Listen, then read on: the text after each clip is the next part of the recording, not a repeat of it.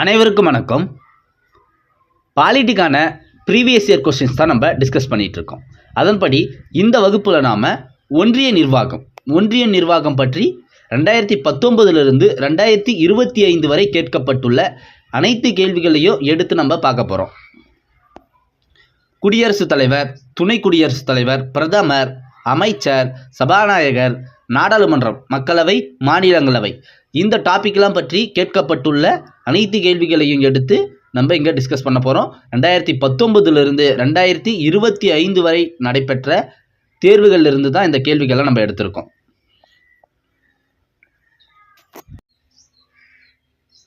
குடியரசுத் தலைவரை பற்றி கேட்கப்பட்டுள்ள ப்ரீவியஸ் இயர் கொஸ்டின்லாம் நம்ம டிஸ்கஸ் பண்ணலாம். முதல் கேள்வி, கீழ்கண்டவற்றை பொறுத்துக. குடியரசுத் தலைவருடைய பெயர் எத்தனாவது குடியரசுத் தலைவராக பொறுப்பேற்றார் பொறுத்த சொல்லியிருக்காங்க. ஃபக்ருதீன் அலி முகமது, வி கிரி, ஜாகிர் ஹுசைன், நீலம் சஞ்சீவ் ரெட்டி, இவங்க எத்தனாவது குடியரசுத் தலைவர்னு பொறுத்த சொல்லியிருக்காங்க. ஃபக்ருதீன் அலி முகமது இவர் 5வது குடியரசுத் தலைவர். ஃபக்ருதீன் அலி முகமது 5வது குடியரசுத் தலைவர். வி கிரி 4வது குடியரசுத் தலைவர். ஜாகிர் ஹுசைன் 3வது குடியரசுத் தலைவர். நீலம் சஞ்சீவ் ரெட்டி 6வது குடியரசுத் தலைவர். ஆன்சர் பாருங்க, 3142. சரி, இதுவரை எத்தனை குடியரசுத் தலைவர்கள் பொறுப்பேற்றிருக்காங்க? சுதந்திர இந்தியாவில் இதுவரை 15 குடியரசுத் தலைவர்கள் பொறுப்பேற்றிருக்காங்க. கடைசியாக பொறுப்பேற்றவங்க திரௌபதி முர்மு 2002 பொறுப்பேற்றிருப்பாங்க. திரௌபதி முர்மு.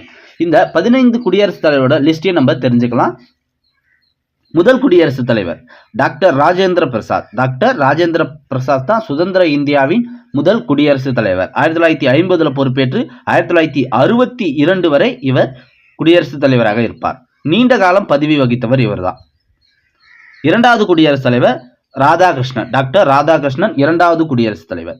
மூன்றாவது குடியரசுத் தலைவர் ஜாகிர் ஹுசைன். அதுக்கடுத்ததாக 2 பேர் தற்காலிக குடியரசுத் தலைவராக பொறுப்பேற்பாங்க. வி கிரி, நீதிபதி இதயத்துல்லா தற்காலிக குடியரசுத் தலைவராக பொறுப்பேற்பாங்க. 4வது குடியரசுத் தலைவர் வி கிரி தற்காலிக குடியரசுத் தலைவராக பொறுப்பேற்றார்ல, அவரே தேர்தலில் போட்டியிட்டு 4வது குடியரசுத் தலைவராக மாறிடுவார். 5வது குடியரசுத் தலைவர் ஃபக்ருதீன் அலி முகமது தான் 5வது குடியரசுத் தலைவர். இவர் இறந்துடுறாரு. அதனால பிடி ஜாட்டி என்பவர் தற்காலிக குடியரசுத் தலைவராக பொறுப்பேற்பார். 6வது குடியரசுத் தலைவர் நீலம் சஞ்சீவ் ரெட்டி. 7வது குடியரசுத் தலைவர் ஜெயில் சிங். 8வது குடியரசுத் தலைவர் வெங்கட்ராமன். 9வது குடியரசுத் தலைவர் சங்கர் தயாள் சர்மா. 10வது குடியரசுத் தலைவராக KR நாராயணன் பொறுப்பேற்பார். 11வது குடியரசுத் தலைவர் APJ அப்துல் கலாம். ரொம்ப முக்கியம், 11வது குடியரசுத் தலைவர் தான் டாக்டர் APJ அப்துல் கலாம். இவர் 2002 பதவியேற்று 2007 வரை பதவியில் இருப்பார். 8வதாக பிரதிபா பாட்டீல் பொறுப்பேற்பாங்க 2007 2012 வரை. 13வதாக பிரணாப் முகர்ஜி. 14வதாக ராம்நாத் கோவிந்த் பொறுப்பேற்பார். 2017 2022 வரை பொறுப்பு இருப்பார். யார்? ராம்நாத் கோவிந்த். 15வது குடியரசுத் தலைவராக திரௌபதி முர்மு 2002 பொறுப்பேற்று தற்பொழுது வரை நீடித்திருக்காங்க. இந்த 15 குடியரசுத் தலைவர் லிஸ்டையும் நோட் பண்ணிக்கோங்க. அடுத்த கேள்வி,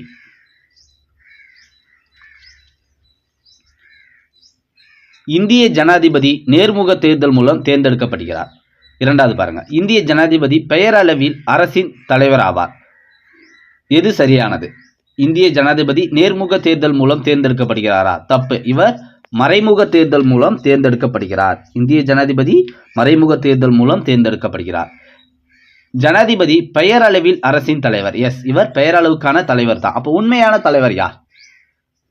இந்திய ஜனாதிபதி பெயரளவின் தலைவராக இருக்கார். அப்போ உண்மையான தலைவர் பிரதமர் தான் உண்மையான தலைவராக செயல்படுவார். நேர்முக தேர்தல் மூலம் தேர்ந்தெடுக்கப்படுகிறார் என்பது தப்பு. அப்போ இதற்கான ஆன்சர் ஆப்ஷன் பி. இவர் பெயரளவில் அரசின் தலைவராக இருக்கார். ஜனாதிபதி தேர்தலில் எத்தனை பேர் வழிமொழிய வேண்டும், எத்தனை பேர் முன்மொழிய வேண்டும்? 50 பேர் முன்மொழிய வேண்டும், 50 பேர் வழிமொழிய வேண்டும். அதே போல் ரிசர்வ் பேங்க்கில் ஒரு 15,000 ரூபாய் வைப்பு தொகையாக இருக்க வேண்டும். 15,000 ரூபாய் வைப்பு தொகையை ரிசர்வ் பேங்க்ல வச்சிருக்கணும். ஓகேங்களா.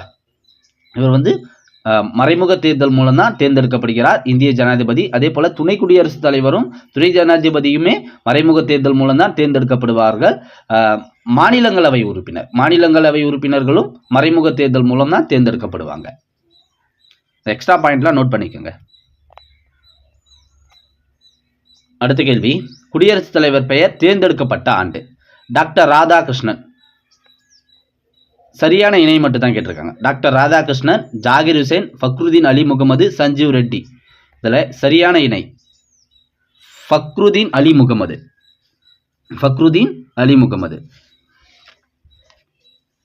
இது சரி. ஓகேங்களா. ஃபக்ருதீன் அலி முகமது 1974 பொறுப்பேற்றிருக்காரு. 1974 பொறுப்பேற்று 1977 வரை இருப்பார். அதாவது அவர் வந்து இறந்துடுறாரு. ஃபக்ருதீன் அலி முகமது 1977 இறந்துருவார். அது வரைக்குமே அவர் தான் இருப்பார். சஞ்சீவ் ரெட்டி 1977 பொறுப்பேற்பார். 1977 சஞ்சீவ் ரெட்டி பொறுப்பேற்பார். அதற்கிடையில் ஒருத்தர் வந்து தற்காலிக குடியரசுத் தலைவராக இருப்பார். ஆல்ரெடி நான் இதை சொன்னேன். யார்? பிடி ஜாட்டி என்பவர் தான் தற்காலிக குடியரசுத் தலைவராக ஃபக்ருதீன் அலி முகமதுக்கும் சஞ்சீவ் ரெட்டிக்கும் இடையில இருப்பார். ஓகேங்களா. அப்போ இது ரெண்டுமே தப்பு. ராதாகிருஷ்ணனும் ஜாகிர் ஹுசேனும் தப்பு தான். ராதாகிருஷ்ணன் எப்போ பொறுப்பேற்பார்? ராதாகிருஷ்ணன் வந்து 1962 பொறுப்பேற்று 1967 வரை இருப்பார். 62 1ன்னு கொடுத்துருக்காங்க, தப்பு. 1962 அவர் தேர்ந்தெடுக்கப்படுவார். ஜாகிர் ஹுசேன் 1967 தேர்ந்தெடுக்கப்படுவார். இதுவும் தப்பு. 66ன்னு கொடுத்துருக்காங்க. ஓகேங்களா. அப்போ ராதாகிருஷ்ணன் 62, ஜாகிர் ஹுசேன் 67, ஃபக்ருதீன் அலி முகமது 1974 தான், சஞ்சீவ் ரெட்டி 1977 தான். ஆன்சர் வந்து 3, 4 சரி. ஓகேங்களா. அப்போ 3, 4 சரி. அடுத்த கேள்வி, கீழ்கண்ட இந்திய குடியரசுத் தலைவர்களில் போட்டியின்றி தேர்ந்தெடுக்கப்பட்டவர் யார்?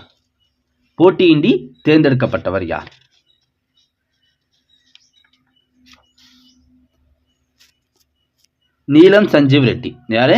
நீலம் சஞ்சீவ் ரெட்டி. இவர் தான் போட்டியின்றி தேர்ந்தெடுக்கப்படுவார். ஏன் இவர் போட்டியின்றி தேர்ந்தெடுக்கப்படுவார்னா, ஃபக்ருதீன் அலி முகமது 1974 to 77 வரை இருப்பார்.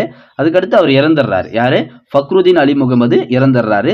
அதற்கிடையில் ஜாட்டி என்பவர் தற்காலிக குடியரசுத் தலைவராக தேர்ந்தெடுக்கப்படுவார். ஏன்னா அவர் தான் துணை குடியரசுத் தலைவராக இருந்திருப்பார். அதனால அவரை தற்காலிக குடியரசுத் தலைவராக தேர்ந்தெடுப்பாங்க. அதற்கடுத்து தேர்தலின் மூலம் நீலம் சஞ்சீவ் ரெட்டி அடுத்த குடியரசுத் தலைவராக தேர்ந்தெடுக்கப்படுவார்.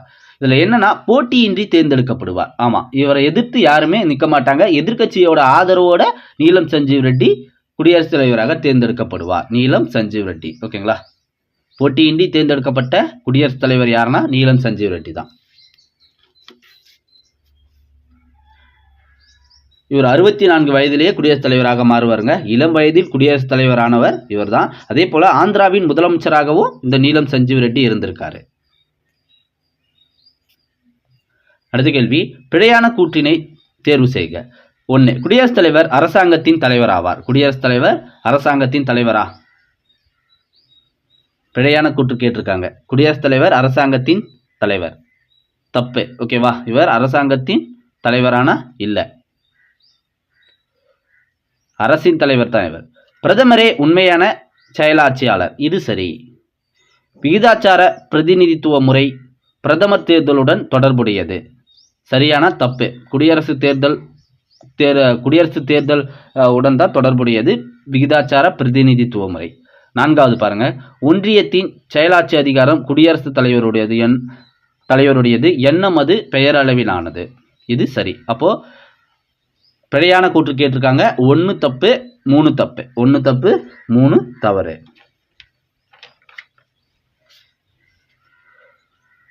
குடியரசுத் தலைவர் அரசாங்கத்தின் தலைவர் இல்ல, அரசின் தலைவர் தான். அரசாங்கத்தின் தலைவர் பிரதமர் தான். அதே போல விகிதாச்சார முறை வந்து பிரதமர் தேர்தலோடு தொடர்புடையதல்ல, குடியரசுத் தலைவர் தேர்தலோடு தொடர்புடையது. அப்போ 1, 3 தவறு. அடுத்த கேள்வி, கீழ்கண்டவற்றில் தவறான கூற்றை தேர்வு செய்யவும். துணை ஜனாதிபதி மேலவையின் உறுப்பினர் ஆவதற்கு தகுதியுடையவர். துணை ஜனாதிபதி மேலவை உறுப்பினர் ஆவதற்கு தகுதியுடையவர். இரண்டாவது பாருங்க, அரசியலமைப்பின்படி துணை ஜனாதிபதி ஜனாதிபதியாக செயல்படும் பட்சத்தில் துணை ஜனாதிபதிக்கு செலுத்த வேண்டிய சம்பளம், சலுகைகளையும் ஆகியவைகளை பெறுகிறார். 3. ஜனாதிபதியால் உயர்நீதிமன்ற நீதிபதிகளின் எண்ணிக்கையை முடிவு செய்யப்படுகிறது. குடியரசுத் தலைவரின் கட்டுப்பாட்டில் அவசரகால நிதி இருக்கிறது. தவறான கூற்று கேட்டிருக்காங்க. இதுல 2 மட்டும் தவறுன்னு சொல்லியிருக்காங்க பாருங்க. துணை ஜனாதிபதி மேலவையின் உறுப்பினர் ஆவதற்கு தகுதியுடையவர். எஸ், துணை ஜனாதிபதி அதாவது மாநிலங்களவை, மேலவைனா மாநிலங்களவை உறுப்பினர் ஆவதற்கு தகுதி உடையவர். மாநிலங்களவை உறுப்பினர் ஆவதற்கு என்னென்ன தகுதி இருக்க வேண்டும்? 35 வயது பூர்த்தி அடைந்திருக்க வேண்டும். எம்பி, எம்எல்ஏ இது போன்ற பதவிகளில் வகிக்கக்கூடாது. இது போல நிறைய தகுதி சொல்லியிருப்பாங்க. இப்போ மாநிலங்களவை உறுப்பினர் ஆவதற்கு தகுதி உடையவர் தான் துணை ஜனாதிபதி. மேலவைன்னு கொடுத்துருக்காங்க. மேலவையினாலும் மாநிலங்களவையினாலும் ஒன்று தான். அடுத்து பாருங்க, அப்போ முதல்ல சரிதான், 1 சரிதான்.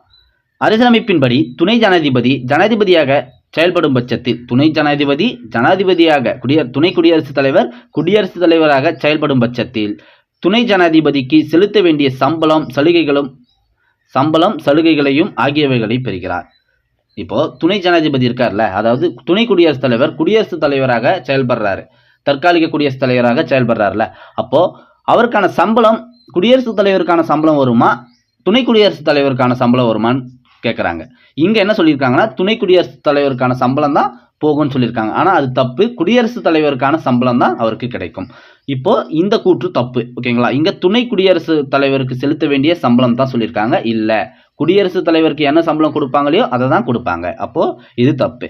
ஓகேங்களா? அப்போ நம்ம சொல்லிடலாம் 2 தப்பு. 3வது பாயிண்ட் பாருங்க, ஜனாதிபதியால் உயர்நீதிமன்ற நீதிபதிகளின் எண்ணிக்கையை முடிவு செய்யப்படுகிறது. எஸ், ஜனாதிபதி தான் முடிவு செய்கிறார். உயர்நீதிமன்ற நீதிபதிகளின் எண்ணிக்கையை அவர் தான் எண்ணிக்கையை முடிவு செய்வது அவர் தான். அதே போல நீதிபதிகளையும் அவர் தான் நியமிப்பார். உயர்நீதிமன்ற நீதிபதிகளையும் அவர் தான் நியமிப்பார். உச்ச நீதிமன்ற நீதிபதிகளையும் அவர் தான் நியமிப்பார். அப்போ 3வது பாயிண்ட்டும் சரிதான். அடுத்து 4வது பாருங்க, குடியரசுத் தலைவரின் கட்டுப்பாட்டில் அவசரகால நிதி இருக்கிறது. குடியரசுத் தலைவரின் கட்டுப்பாட்டில் அவசரகால நிதி இருக்கிறது. இதுவும் சரிதான். ஓகேங்களா? இவருடைய கட்டுப்பாட்டில் தான் இருக்கு. அப்ப தவறானது எதுனா 2 மட்டும் தான் தவறு. இப்போ 2 மட்டும் தான் தவறு. அடுத்து, மாநிலங்களவையில் தலைவராக செயல்படுகிறார். மாநிலங்களவையின் தலைவர் யார்? துணை குடியரசுத் தலைவர் தான் மாநிலங்களவையின் தலைவராக செயல்படுகிறார். குடியரசு துணைத் தலைவர். அதற்கான சட்டப்பிரிவு என்னன்னா சட்டப்பிரிவு 64. சட்டப்பிரிவு 64 படி இவர் மாநிலங்களவையின் தலைவராக செயல்படுகிறார். நாட்டின் 2வது உயர்ந்த பதவி யாருன்னு கேட்டாங்கன்னா இந்த துணை குடியரசுத் தலைவருடைய தான் 2வது உயர்ந்த பதவி. சரி, இவர் எந்த தேர்தலின் மூலம் தேர்ந்தெடுக்கப்படுவார்னு சொன்னோம்? மறைமுக தேர்தலின் மூலம் தான் இவர் தேர்ந்தெடுக்கப்படுகிறார்.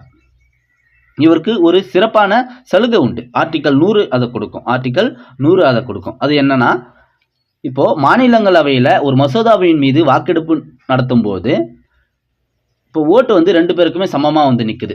எதிர்கட்சிக்கும் ஆளுங்கட்சிக்கும் சமமாக அதை ஆதரித்து ஓட்டு போடுறவங்களும் எதிர்த்து ஓட்டு போடுறவங்க 2 பேருடைய ஓட்டுமே சமநிலையில் நிற்குது. அப்போ இவர் சட்டப்பிரிவு 100 பயன்படுத்தி வாக்களிக்க முடியும். அதை ஆதரிக்கவும் முடியும், அந்த மசோதாவை வெற்றி பெற செய்ய முடியும் அல்லது தோல்வியடைய செய்ய இவருக்கு சட்டப்பிரிவு 100 பயன்படுத்த அதிகாரம் கொடுத்திருக்காங்க. ஆனால் இவர் மாநிலங்களவை உறுப்பினரில் வாக்களிக்க முடியாது. அந்த சமநிலையில் ஓட்டு வரும்பொழுது மட்டும் இவர் வாக்களிக்க முடியும். அந்த சட்டப்பிரிவு 100 பயன்படுத்தி இவரால் வாக்களிக்க முடியும். ரொம்ப முக்கியம் இது. அடுத்து 182. சரி, பின்வரும் ஜனாதிபதிகளை அவர்களின் பதவிக்கால அடிப்படையில் வரிசைப்படுத்தவும். பதவிக்கால அடிப்படையில் வரிசைப்படுத்த சொல்லியிருக்காங்க. ஆல்ரெடி இந்த லிஸ்ட்டை சொல்லிட்டு நான் மறுபடியும் சொல்கிறேன். கேஆர் நாராயணன் இவருடைய பதவிக்காலம் 1997 2002 வரை. 97 2002 வரை. ஏபிஜே அப்துல் கலாம் 2002 2007 வரை. சங்கர் தயாள் சர்மா இவர் 1992 1997 வரை. வெங்கட்ராமன் 1987 1992 வரை. 1992 வரை. நோட் பண்ணிக்கோங்க. ஆர்டர் பாருங்க, 4312. அதாவது வெங்கட்ராமன், சங்கர் தயாள் சர்மா, நாராயணன், ஏபிஜே அப்துல் கலாம். இதுதான் அந்த ஆர்டர். ஓகேங்களா? 4 3 1 2. வெங்கட்ராமன், சங்கர் தயாள் சர்மா, நாராயணன், ஏபிஜே அப்துல் கலாம். அடுத்த கேள்வி, கீழ்கண்ட கூற்றுகளை கருதவும், தவறான கூற்றுகளை கண்டறிக. 1. குடியரசுத் தலைவர். குடியரசுத் தலைவர் பாராளுமன்றத்தில் ஒரு அங்கம் ஆவார். குடியரசுத் தலைவர் பாராளுமன்றத்தில் ஒரு அங்கம் ஆவார். அடுத்து பி பாருங்க. அவர் 2 பாராளுமன்ற அவைகளிலும் அமரலாம், விவாதத்தில் பங்கெடுக்கலாம். 3 பாருங்க. சி, பாராளுமன்றம் இயற்றும் சட்டங்கள் போலவே முயற்சி மற்றும் வீச்சில் குடியரசுத் தலைவரும் அவசர சட்டங்கள் இயற்ற முடியாது. டி பாருங்க. பாராளுமன்றத்தின் 2 அவைகளும் அமர்வில் இல்லாத பொழுது குடியரசுத் தலைவர் அவசர சட்டம் இயற்ற முடியாது. இதில் தவறான கூற்று கேட்டிருக்காங்க. குடியரசுத் தலைவர் பாராளுமன்றத்தின் ஒரு அங்கம் ஆவார். எஸ், இது சரிதான். அவர் 2 பாராளுமன்ற அவைகளிலும் அமரலாம், விவாதத்தில் பங்கெடுக்கலாம். அமரலாம் என்பது சரி, ஓகேவா? ஆனால் விவாதத்தில் பங்கெடுக்க முடியாது. அவரால் விவாதத்தில் பங்கெடுக்க முடியாது. அதே போல வாக்களிக்கவும் முடியாது. அடுத்து பாருங்க. பாராளுமன்றம், அப்போ இது தப்பு தான். ஓகேங்களா? அப்போ பி தப்பு. பாராளுமன்றம் இயற்றும் சட்டங்கள் போல முயற்சி மற்றும் வீச்சு குடியரசுத் தலைவர் அவசர சட்டங்கள் இயற்ற முடியாதுன்னு சொல்லியிருக்காங்க. தப்பு. அவரால் அவசர சட்டம் இயற்ற முடியும். சட்டப்பிரிவு 123 பயன்படுத்தி அவரால் அவசர சட்டம் இயற்ற முடியும். ஆனால் அதை இயற்றிய பிறகு அதற்கடுத்து அமைய இருக்கிற அந்த அமைச்சரவையில் 6 மாதத்திற்குள் அதனை ஏற்றுக்கொள்ள வேண்டும். ஓகேங்களா? அப்போ அவசர சட்டம் இயற்ற முடியும், ஆனால் ஏற்ற முடியாதுன்னு சொல்லியிருக்காங்க. இதுவும் தப்பு. அப்போ பிஎன்சியும் தப்பு. ஆன்சர் பாருங்க, பிஎன்சியும் தப்பு. அடுத்த கேள்வி போலாம். தவறான கூற்றினை காட்டுக. இந்திய குடியரசுத் தலைவர் தேர்தலில் போட்டியிடுவதற்கான தகுதிகள். கொஞ்சம் வேகமாக போகலாம். இந்திய குடியரசுத் தலைவர் தேர்தலில் போட்டியிடுவதற்கான தகுதிகள். இந்திய குடிமகனாக இருத்தல் வேண்டும். குடிமகளாக இருத்தல் வேண்டும். எஸ், சரி. 40 வயது பூர்த்தி அடைந்தவராக இருத்தல் வேண்டும். சரியான? தப்பு. அவருக்கு 35 வயது பூர்த்தி அடைந்திருக்க வேண்டும். அடுத்து பாருங்க. நடுவண் அரசிலோ மாநில அரசிலோ அல்லது உள்ளாட்சி அமைப்புகளோ ஊதியம் பெறும் பதவியில் இருத்தல் கூடாது. எஸ், இருத்தல் கூடாது. மக்களவை உறுப்பினராவதற்கான தகுதியினை பெற்றிருத்தல் வேண்டும். குடியரசுத் தலைவர் என்பவர் மக்களவை உறுப்பினர் ஆவதற்கான தகுதியினை பெற்றிருக்க வேண்டும். எஸ், இதுவும் சரிதான். ஓகேங்களா? இது மட்டும்தான் தப்பு. ஆப்ஷன் பி, 35 வயது பூர்த்தி அடைந்திருக்க வேண்டும். அடுத்த கேள்வி பார்க்கலாம். இராணுவ குடியிருப்பு பகுதி வாரியத்தின் நிர்வாக அதிகாரியை நியமிப்பவர். இந்திய குடியரசுத் தலைவர் தான். ஓகேங்களா? ஏன்னா சட்டப்பிரிவு 53(2) இவருக்கு என்ன சொல்லுதுன்னா, மத்திய பாதுகாப்பு படையின் தலைமை தளபதி இவர் தான். மத்திய பாதுகாப்பு படையின் தலைமை தளபதி குடியரசுத் தலைவர் தான் சொல்லிட்டு சட்டப்பிரிவு 53(2) சொல்லுது. முப்படைகளின் தலைமை தளபதியும் இவர் தான் நியமிப்பார். அதே போல பிற நாட்டின் மீது போர் தொடுக்கும் போது அந்த அறிவிப்பையும் இவர் தான் நிறைவேற்றுவார். அப்போ இராணுவம் குடியரசுத் தலைவரோட தொடர்புடையது தான். இராணுவ குடியிருப்பு பகுதி வாரியத்தின் நிர்வாக அதிகாரியை நியமிப்பவர் குடியரசுத் தலைவர். அடுத்த கேள்வி. ஆண்டு நிதி அறிக்கையை பாராளுமன்றத்தில் யார் அறிமுகப்படுத்துகிறார்? ஆண்டு நிதி அறிக்கையை பாராளுமன்றத்தில் யார் அறிமுகப்படுத்துகிறார்? குடியரசுத் தலைவர், ஜனாதிபதி தான் அறிமுகப்படுத்துகிறார். சட்டப்பிரிவு 112 இவருடைய ஒப்புதல் பெற்று தான் அறிமுகப்படுத்த முடியும். அதே போல பண மசோதாவையும் இவருடைய ஒப்புதல் பெற்று தான் அனுமதிக்க முடியும். ஓகேங்களா? அப்போ குடியரசுத் தலைவர் தான் ஆன்சர். ஆண்டு நிதி அறிக்கையை பாராளுமன்றத்தில் யார் அறிமுகப்படுத்துகிறார்னா ஜனாதிபதி, குடியரசுத் தலைவர். அடுத்து, மத்திய தகவல் ஆணையத்தின் தலைவர் மற்றும் உறுப்பினர்களை நியமிப்பது யார்? மத்திய தகவல் ஆணையத்தின் தலைவர் மற்றும் உறுப்பினர்களை நியமிப்பது குடியரசுத் தலைவர் தான் நியமிக்கிறார். இவர் தான் உச்சநீதிமன்ற நீதிபதிகளையும் நியமிப்பார், உயர்நீதிமன்ற நீதிபதிகளையும் நியமிப்பார், மாநில ஆளுநர்களையும் இவர் தான் நியமிப்பார். அதே போல IAS அதிகாரிகளையும் இவர் தான் நியமிப்பார். மத்திய தகவல் ஆணையத்தின் தலைவர் மற்றும் உறுப்பினர்களையும் நியமிப்பது இவர் தான். தேர்தல் ஆணையத்தின் தலைவர்களையும் இவர் தான் நியமிப்பார். இந்த நியமனம் பொறுத்த வரைக்கும் குடியரசுத் தலைவருக்கு தான் அதிகாரம். அடுத்த கேள்வி. இந்திய குடியரசுத் தலைவரின் தடுப்பாணை அதிகாரத்தில் உள்ளடக்கியிருப்பது. வீட்டோ பவர், பாக்கெட் தடுப்பாணை, முழுமையான தடுப்பாணை, இடைநீக்க தடுப்பாணை, தகுதி வாய்ந்த தடுப்பாணை. இது 4மே வரும். ஆனால் ஆன்சரில் 1, 2, 3 தான் சொல்லியிருக்காங்க. ஆனால் இது 4மே அவருடைய அதிகாரத்துக்கு உட்பட்டது தான். வீட்டோ பவர் பற்றிய சட்டப்பிரிவு என்னன்னு கேட்டாங்கன்னா ஆர்டிகல் 111 சட்டப்பிரிவு 111 வீட்டோ பவர் பற்றிய சட்டப்பிரிவு.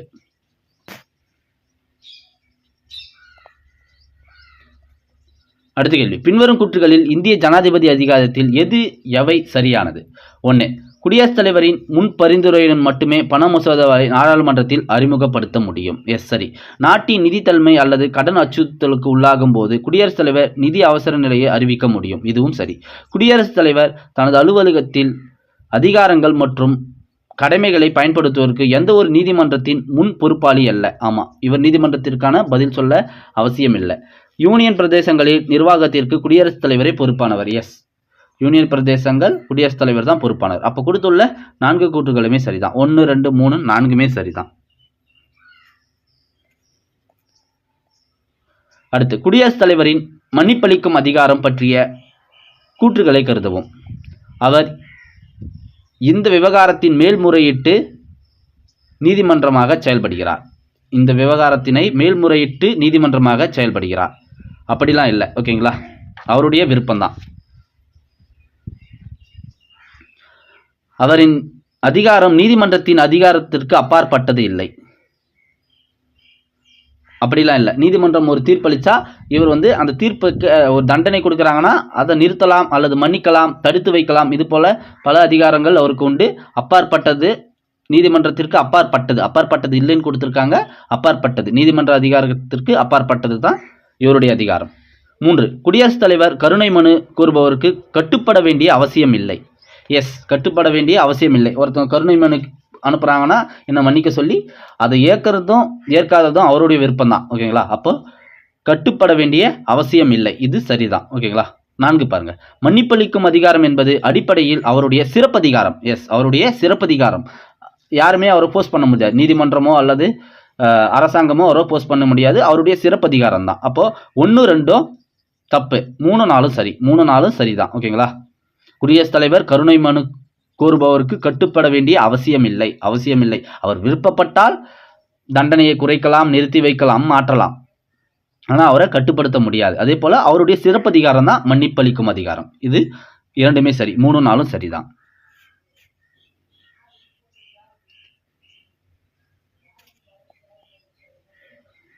அடுத்த கேள்வி, கீழ்கண்ட கூற்றுகளை கருதவும், தவறான கூற்றுகளை கண்டறிவோம். 1. சட்டமன்றம் இயற்றிய மசோதாவுக்கு குடியரசுத் தலைவர் தன்னுடைய இசைவை தர அரசியலமைப்பு சட்டம் ஒரு எல்லையை வலியுறுத்தியுள்ளது. 2 பாருங்க, தவறான கூற்று கேட்டிருக்காங்க. 2. சட்ட உறுப்பு 143 கீழ் குடியரசுத் தலைவர் நிறுத்தி வைத்திருக்கும் மசோதா பற்றி உச்சநீதிமன்றத்திடம் ஆலோசிக்கலாம். 3 பாருங்க, பாராளுமன்றம் மற்றும் சட்டமன்றங்கள் இயற்றிய மசோதாக்கள் மீது குடியரசுத் தலைவர் ஒரே மாதிரியான அதிகாரத்தை கொண்டிருக்கிறார். இப்போ பாராளுமன்றம் ஒரு மசோதா ஏற்றுது, சட்டமன்றம் ஒரு மசோதா ஏற்றுது. இந்த மசோதாக்கள் மீது குடியரசுத் தலைவருடைய அதிகாரம் ஒரே மாதிரியா இருக்குமானா இருக்காது. அப்போ இப்போ இது தப்பு. ஒரே மாதிரியான அதிகாரத்தை கொண்டிருக்கிறதுன்னு சொல்லியிருக்காங்க. அப்போ இது தப்பு. பாராளுமன்றம் இயற்றிய மசோதா மீது குடியரசுத் தலைவர் கால வரையின்றி ஒப்புதல் தராமல் வைத்திருக்க முடியாது. அப்படிலாம் இல்லை, வைத்திருக்கலாம். அவர் ஒரு மசோதா மீது காலவரையின்றி நிறுத்தி வைக்கலாம். நிறுத்தி வைக்க அவருக்கு அதிகாரம் உண்டு. ஒரு மசோதாவை நிறுத்தி வைக்க அவருக்கு அதிகாரம் உண்டு. ஓகேங்களா? அப்போ 3, 4 தப்பு. 3, 4மே தப்பு தான். 1, 2 பாருங்க, சட்டமன்றம் இயற்றிய மசோதாவுக்கு குடியரசுத் தலைவர் தன்னுடைய இசைவை தர அரசியலமைப்பு சட்டம் ஒரு எல்லையை வலியுறுத்தியுள்ளது. எஸ், அரசியலமைப்பு சட்டம் ஒரு மசோதாவுக்கு என்ன சொல்லணுமோ அது சொல்லியிருக்கு. சட்ட உறுப்பு 143 கீழ் குடியரசுத் தலைவர் நிறுத்தி வைத்திருக்கும் மசோதா பற்றி உச்சநீதிமன்றத்திடம் ஆலோசிக்கலாம். நம்ம போய் உச்சநீதிமன்றத்திடம் ஆலோசனை கேட்கலாம். இதுவும் சரிதான். அப்போ 3, 4 தான் தப்பு. அடுத்த கேள்வி,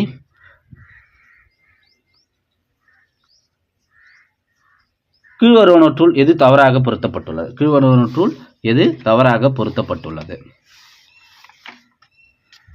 சரத்து 361, நீதிமன்றத்தில் குடியரசுத் தலைவருக்கு எதிரான குற்றவியல் நடவடிக்கையில் இருந்து பாதுகாப்பை பெறுகிறார். எஸ், இது சரிதான். ஓகேங்களா? 361 என்ன சொல்லணும்னா பாதுகாப்பு, குடியரசுத் தலைவர், துணை குடியரசுத் தலைவர் இவர்களுடைய பாதுகாப்பை பற்றி சட்டப்பிரிவு 361 சொல்லும். 352 தேசிய நெருக்கடி நிலையை பற்றி 352 சொல்லும். 356 மாநில நெருக்கடி நிலை, மாநிலத்தின் குடியரசுத் தலைவர் ஆட்சியை பற்றி 356 சொல்லும்.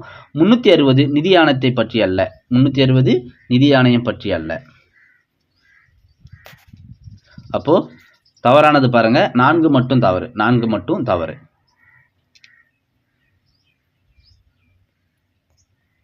அடுத்து ராஜ்யசபாவின் மேலவை தலைவர், ராஜ்யசபா தலைவர் துணை குடியரசுத் தலைவர், அதாவது மேலவையின் தலைவர் கேட்டிருக்காங்க. ராஜ்யசபா மாநிலங்களவைன்னு சொல்லுவாங்க, துணை குடியரசுத் தலைவர் தான் அதனுடைய தலைவர்.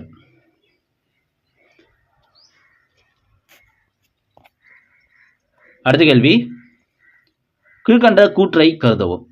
1. செயலாட்சி அதிகாரம் என்ற கருத்து அரசியலமைப்பால் வரையறுக்கப்பட்டுள்ளது. 2. குடியரசுத் தலைவரின் செயலாட்சி அதிகாரம் மத்திய பாராளுமன்ற அதிகாரத்துக்கு இணையான அளவில் செயற்படுத்தக்கூடியதாகும். 3. செயலாட்சி அதிகாரம் என்பது அரசாங்க கொள்கையை தீர்மானிக்கும் அதிகாரத்தையும் உள்ளடக்கியதாகும். 4. குடியரசுத் தலைவர் பதவிக்கு தேர்ந்தெடுக்கப்படுவதற்கு ஒருவர் குறிப்பானதொரு சட்டமன்ற தொகுதியில் ஒரு வாக்காளராக பதிவு செய்திருக்க வேண்டும். இதுல 2, 3 மட்டும்தான் சரி, 2, 3 மட்டும்தான் சரி. அடுத்த கேள்வி, கீழ்காண்பவற்றை பொறுத்துக. குடியரசுத் தலைவர் பதவிக்காலம். ஆன்சர் பார்த்தலாம் நம்ம. ஃபக்ருதீன் அலி, இவருடைய பதவிக்காலம் கேட்டிருக்காங்க. ஃபக்ருதீன் அலி 1974 77 வரை இவர் பதவி வகித்திருக்கார். விவி கிரி 69 74. நீலம் சஞ்சீவ் ரெட்டி 77 82. ஜாகிர் ஹுசேன் 67 69. ஓகேங்களா, 3 1 2 4. அடுத்து துணை ஜனாதிபதிகளின் சரியான வரிசையை தேர்ந்தெடுக்கவும். ஜாகிர் ஹுசேன், பிடி ஜெட்டி, நாராயணன், PS ஷா கவாட். ஆன்சர் பாருங்க, ஆப்ஷன் சி. அடுத்த கேள்வி, கீழ்கண்டவற்றில் எது குடியரசுத் தலைவர் ஆவதற்கான தகுதி கிடையாது? 35 வயது நிறைவு செய்திருக்க வேண்டும். எஸ், இது சரி. 35 வயது நிறைவு செய்திருக்கும். மாநிலங்களவை உறுப்பினர் ஆவதற்கான தகுதியை பெற்றிருக்க வேண்டும். தப்பு. மக்களவை உறுப்பினர் ஆவதற்கான தகுதியை தான் பெற்றிருக்கணும். மாநிலங்களவை உறுப்பினர் ஆவதற்கான தகுதி துணை குடியரசுத் தலைவருக்கு. இந்திய குடிமகனாக இருக்க வேண்டும். இதுவும் சரி. ஆதாயம் தரும் பதவிகளில் வகிக்கக்கூடாது, ஆதாயம் தரும் பதவி எதுவும் வகிக்கக்கூடாது, இதுவும் சரி. அப்போ தப்பானது ஆப்ஷன் பி. ஓகேங்களா, மக்களவை உறுப்பினர் ஆவதற்கான தகுதியை பெற்றிருக்க வேண்டும். அடுத்த கேள்வி, பின்வரும் எந்த விதிகள் குடியரசுத் தலைவர் பதவி நீக்கம் செய்ய வழி வகுக்கின்றது? இங்க பாருங்க,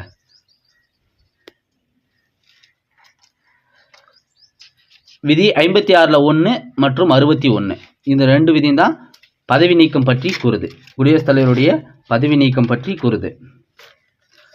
அதாவது 56ல் 1 என்ன சொல்லணும்னா, துணை குடியரசுத் தலைவர் அவரிடம் போய் நம்ம ராஜினாமா கடிதத்தை கொடுத்துட்டு பதவி நீக்கலாம் சொல்லிட்டு 56ல் 1 சொல்லுது. அதாவது குடியரசுத் தலைவரானவர் பதவி நீக்கம் செய்ய பதவி விலகணும்னா துணை குடியரசுத் தலைவர்கிட்ட போயிட்டு கடிதத்தை கொடுத்து பதவி விலகலாம் சொல்லிட்டு 56ல் 1 சொல்லும்.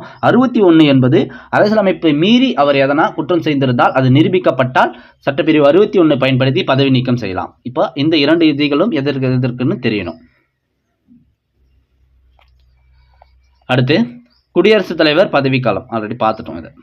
சரி, அடுத்த கேள்வி பாருங்க. இந்திய ஒன்றியத்தின் பாதுகாப்பு படைகளின் மீதான உயர் தனி ஆணைய அதிகாரம் யாரிடம் இருக்கிறது? யாரிடம் இருக்கிறது? குடியரசுத் தலைவர் தான். ஓகேங்களா, இந்திய ஒன்றியத்தின் பாதுகாப்பு படைகளின் மீதான உயர் தனி ஆணைய அதிகாரம் யாரிடம் ஒற்றமைந்திருக்கிறதுன்னு கேட்டிருக்காங்க. குடியரசுத் தலைவர் தான். அடுத்த கேள்வி, நிதி மசோதா ஜனாதிபதியின் பரிந்துரையின்றி நாடாளுமன்றத்தில் தாக்கல் செய்யப்படும். தப்பா ரைட்டா? தப்பு. ஓகேங்களா, அவருடைய அனுமதி இருந்தால் தான் நாடாளுமன்றத்தில் தாக்கல் செய்யப்படும். அவருடைய அனுமதி இருந்தால் தான் நாடாளுமன்றத்தில் தாக்கல் செய்யப்படும். 2 பாருங்க, இந்திய நிதி ஆணையம் ஜனாதிபதியால் நியமிக்கப்படுகிறது. எஸ், இது சரி, ஜனாதிபதியால் தான் நியமிக்கப்படுகிறது. அப்போ 2 மட்டும்தான் சரி, 2 மட்டும்தான் சரி. அடுத்த கேள்வி பாருங்க. பின்வரும் எந்த விதிகள் ஜனாதிபதி மற்றும் பிரதம மந்திரியின் உறவுகளை விவரிக்கின்றன? விதிகள் 74, 75, 78. 74, 75, 78. அடுத்த கேள்வி. கீழ் காணப்படும் வாக்கியங்கள் குடியரசுத் தலைவரின் தேர்தல் குறித்து இதில் எது தவறான வாக்கியம் என்று கண்டுபிடிக்கவும். அவர் இந்திய குடிமகனாக இருத்தல் வேண்டும். அவர் இந்திய குடிமகனாக இருத்தல் வேண்டும். பாராளுமன்றத்தின் இரு அவைகளின் உறுப்பினர்களால் மட்டும் தேர்ந்தெடுக்கப்படுகிறார்கள். இரவை உறுப்பினர்களால் தேர்ந்தெடுக்கப்படுகிறார்னா இல்லை. ஓகேங்களா? குடியரசுத் தலைவரானவர் மாநிலங்களவை உறுப்பினர், மக்களவை உறுப்பினர், மாநில சட்டமன்ற உறுப்பினர்கள், யூனியன் பிரதேச உறுப்பினர் இவங்கெல்லாம் தேர்ந்தெடுக்கிறாங்க. ஓகேங்களா? இங்கே வந்து இரவை உறுப்பினர்கள் மட்டும்தான் சொல்லியிருக்காங்க. தப்பு. அப்போ எவ்வித லாபகரமான தொழிலும் இல்லாமை. எஸ், இது சரிதான். அதே போல் தேர்தல் கல்லூரி தேர்வு செய்கிறது. இதுவும் சரிதான். ஓகேவா? எலெக்ஷன் கமிஷன் தான் தேர்வு செய்யுது. அப்போ ஆப்ஷன் பி மட்டும்தான் தவறு. ஆப்ஷன் பி மட்டும்தான் தவறு. அடுத்த கேள்வி. இந்திய குடியரசுத் தலைவர் எதன் மீது ரத்து செய்கின்ற அதிகாரத்தை கொண்டிருக்கிறார்? எதன் மீது ரத்து செய்கின்ற அதிகாரத்தை கொண்டிருக்கிறார்? சாதாரண மசோதா மீது இவர் ரத்து செய்ய முடியுமா? சாதாரண மசோதாவை இவர் ரத்து செய்ய அதிகாரம் இருக்கானா? எஸ், இருக்கு. அப்போ 1 சரி. நிதி மசோதாவை ரத்து செய்ய முடியுமான? முடியாது, விதிவிலக்கு. அரசியலமைப்பு சட்ட திருத்த மசோதாவை ரத்து செய்ய அதிகாரம் இருக்கானா? இதுக்கும் கிடையாது. ஓகேங்களா?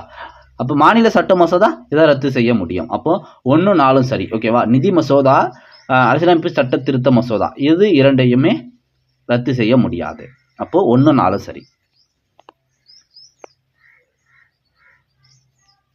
அடுத்த கேள்வி பாருங்க.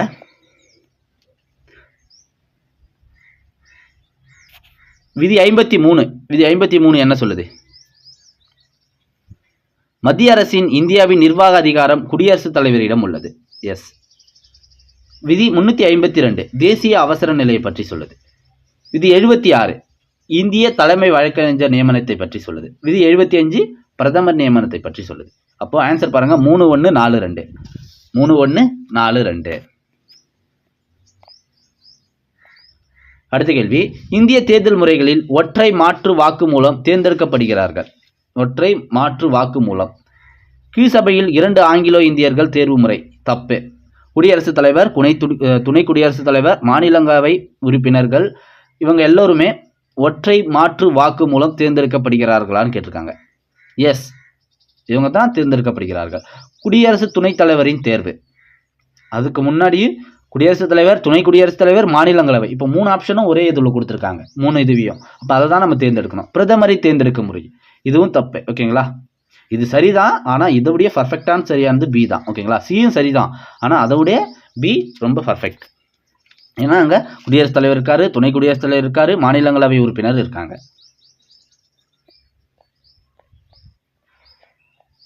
அடுத்த கேள்வி. கீழ்கண்ட கூற்றை கருதவும். 1. இந்திய அரசியலமைப்பு சட்டம் பாராளுமன்ற அரசாங்க முறையை நிறுவியுள்ளது. இந்திய அரசியலமைப்பு சட்டம் பாராளுமன்ற அரசாங்க முறையை நிறுவியுள்ளதா? எஸ், சரி. பிரதமர் அரசாங்கத்தின் தலைவர் ஆவார். இதுவும் சரி. குடியரசுத் தலைவர் அரசாங்கத்தின் தலைவர். தப்பு. அவர் அரசின் தலைவர், அரசாங்கத்தின் தலைவர் அல்ல. குடியரசுத் தலைவர் உண்மையான செயலாட்சி அதிகாரம் கொண்டவர். இதுவும் தப்பு. பிரதமர் தான் உண்மையான செயலாட்சி அதிகாரம் கொண்டவர். அப்போ 1, 2 மட்டும்தான் சரி. 1, 2 மட்டும்தான் சரி. அடுத்த கேள்வி. எந்த அரசியலமைப்பு விதி நாடாளுமன்றத்தின் கூட்டத்தொடர் இல்லாத போது குடியரசுத் தலைவர் அவசர சட்டங்களை ஏற்ற வழிவகுக்கின்றது? எந்த அரசியலமைப்பு விதி நாடாளுமன்றத்தின் கூட்டத்தொடர் இல்லாத போது குடியரசுத் தலைவர் அவசர சட்டங்களை ஏற்ற வழிவகுக்கிறது? ஆர்டிகல் 123 இதுபடி தான் அவர் அவசர சட்டத்தை ஏற்ற முடியும். அவர் ஏற்றிய பிறகு அதற்கு பிறகு அமையக்கூடிய அந்த அமைச்சரவை அதை ஏற்றுக்கொள்ள வேண்டும். இல்லைன்னா அந்த சட்டம் கேன்சல் ஆகிடும். ஓகேங்களா? அப்போ சட்டப்பிரிவு 123.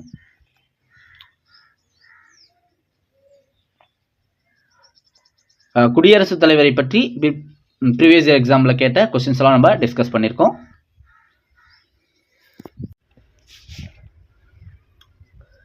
பிரதமரை பற்றிய டிஎன்பிஎஸ்சி ப்ரீவியஸ் இயர் கொஸ்டின்லாம் நம்ம டிஸ்கஸ் பண்ணலாம். முதல் கேள்வி பாருங்க. பிழையான கூற்றினை தேர்வு செய்க. 1. குடியரசுத் தலைவர் அரசாங்கத்தின் தலைவர். குடியரசுத் தலைவர் அரசாங்கத்தின் தலைவர்னு கொடுத்துருக்காங்க. சரியான? தப்பு. இவர் அரசினுடைய தலைவர். குடியரசுத் தலைவர் என்பது அரசினுடைய தலைவர். 2 பாருங்க. பிரதமரே உண்மையான செயலாட்சியாளர். எஸ், பிரதமர் தான் உண்மையான அதிகாரி. பிரதமர் தான் உண்மையான அதிகாரம் கொண்டவர். அப்போ 2 சரி. 3 பாருங்க, விகிதாச்சார பிரதிநிதித்துவ முறை பிரதமர் தேர்தலுடன் தொடர்புடையது. இதுவும் தப்பு. குடியரசுத் தலைவர் தேர்தலுடன் தொடர்புடையது தான் இந்த விகிதாச்சார பிரதிநிதித்துவ முறை. ஒற்றை மாற்று வாக்கு விகிதாச்சார பிரதிநிதித்துவ முறை தேர்தல் மூலம், அதாவது மறைமுக தேர்தல் மூலம் குடியரசுத் தலைவர் தேர்ந்தெடுக்கப்படுவார். அப்போ 3ம் தப்பு தான். ஓகேங்களா. 4வது பாருங்க, ஒன்றியத்தின் செயலாட்சி அதிகாரம் குடியரசுத் தலைவருடையது. எண்ணம் அது பெயர் அளவிலானது. அது ஒரு பெயர் அளவு தான். ஓகேவா. குடியரசுத் தலைவருடைய அதிகாரம் என்பது பெயரளவுக்கான அதிகாரம் தான். அப்போ 4 சரிதான். அவங்களே சொல்லிட்டாங்க அது ஒரு பெயர் அளவிலானது. அப்போ இதெல்லாம் சரி. 2ம் 4ம் சரி. 2ம் 4ம் சரி. பிரதமரே உண்மையான செயலாட்சியாளர். ஒன்றியத்தின் ஆட்சி அதிகாரம் குடியரசுத் தலைவருடையது. எண்ணம் அது பெயர் அளவிலானது. அப்போ 2, 2, 4ம் சரி. ஆனால் இங்கே நம்மளுக்கு என்ன கேட்டிருக்காங்கன்னா பிழையான கூற்று தான் கேட்டிருக்காங்க. அப்போ 1, 3 தான் தப்பு. அப்போ ஆன்சர் என்ன? 1, 3. 1, 3. ஓகேங்களா. குடியரசுத் தலைவர் என்பது அரசாங்கத்தின் தலைவர் சொல்லியிருக்காங்க. இல்லை, அவர் அரசின் தலைவர் தான், பெயரளவுக்கான தலைவர் தான் அவர். அப்போ ஆன்சர் பாருங்க 1, 3. அடுத்த கேள்வி, கீழ்வருவனவற்றுள் எது எவை கேபினெட் குறித்து உண்மையானவை? 1. சட்டமன்றத்திற்கு நிர்வாகிகளின் பொறுப்பினை கேபினெட் அமைப்பு வலியுறுத்துகிறது. எஸ், சரி. 2 பாருங்க, கேபினெட் என்பது பிரதம மந்திரி மற்றும் முக்கியமான துறைகளை கொண்ட மூத்த அமைச்சர்களை கொண்டதாகும். எஸ், இதுவும் சரி. 3வது, பிரதம மந்திரி கேபினெட்டின் தலைவர் ஆவார். எஸ், இதுவும் சரி. அப்போ 3மே சரிதான். 3மே சரிதான். ஆன்சர் பாருங்க 3மே சரிதான். 3மே சரியான கூற்று தான். அடுத்த கேள்வி, பொதுமக்கள் குறைதீர்ப்பு இயக்குநரகம் அமைந்துள்ள இடம்? அமைச்சரவை செயலகம். எங்க? அமைச்சரவை செயலகம். அடுத்து, பிரதம மந்திரி அலுவலகத்தை பற்றிய பின்வரும் சொற்றொடர்களில் எவை சரியானவை? பிரதம மந்திரியின் அனைத்து பொறுப்புகளையும் செய்வதற்கு உதவி செய்தல். பிரதம மந்திரியின், அதாவது மினிஸ்டர் ஆஃபீஸ் கேட்டிருக்காங்க, பிரதம மந்திரி அலுவலகத்தை கேட்டிருக்காங்க. பிரதம மந்திரியின் அனைத்து பொறுப்புகளையும் செய்வதற்கு உதவி செய்தல். குடியரசுத் தலைவர், ஆளுநர்கள் மற்றும் வெளிநாட்டு பிரதிநிதிகளிடம் தொடர்பினை பராமரித்தல். எஸ், இது 2மே சரிதான். அமைச்சகங்களுக்கிடையே உள்ள சிக்கல்களை தீர்த்து வைத்தல். இது தப்பு. ஓகேவா. இது பிரதம மந்திரி அலுவலகத்துடைய பணி அல்ல. இப்போ மேலே உள்ள 2மே சரிதான். பிரதம மந்திரியின் அனைத்து பொறுப்புகளையும் செய்வதற்கு உதவி செய்தல், குடியரசுத் தலைவர், ஆளுநர்கள் மற்றும் வெளிநாட்டு பிரதிநிதிகளிடம் தொடர்பினை பராமரித்தல். 2மே சரிதான். 3 தப்பு. அடுத்த கேள்வி, கீழ்காணும் இவர்களில் எந்த பிரதம மந்திரி நம்பிக்கையில்லா வாக்கெடுப்பின் மூலம் ராஜினாமா செய்யவில்லை?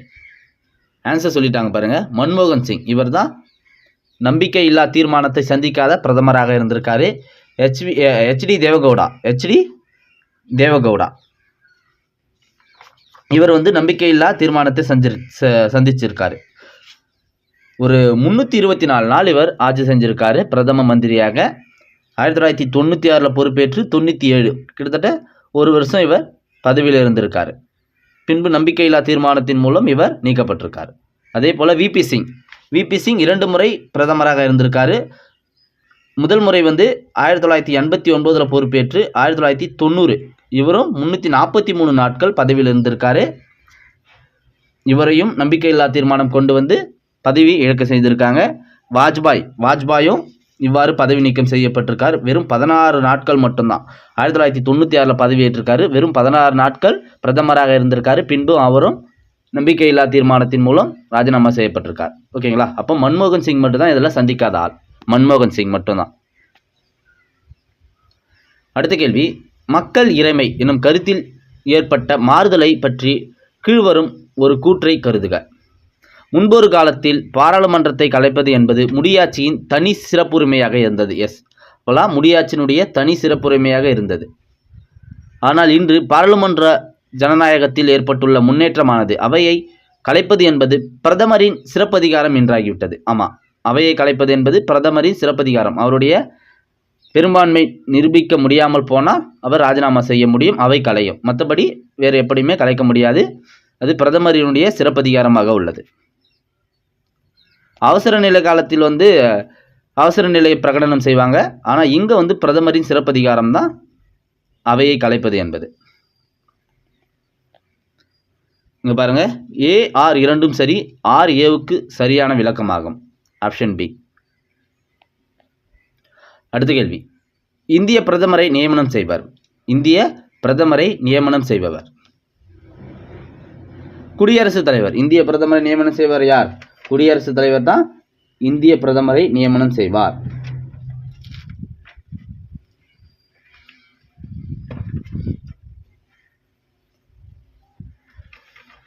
எந்த சட்டப்பிரிவின்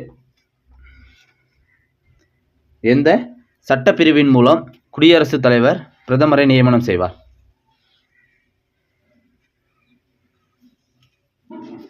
எந்த சட்டப்பிரிவின் மூலம் குடியரசுத் தலைவர் பிரதமரை நியமனம் செய்வார்?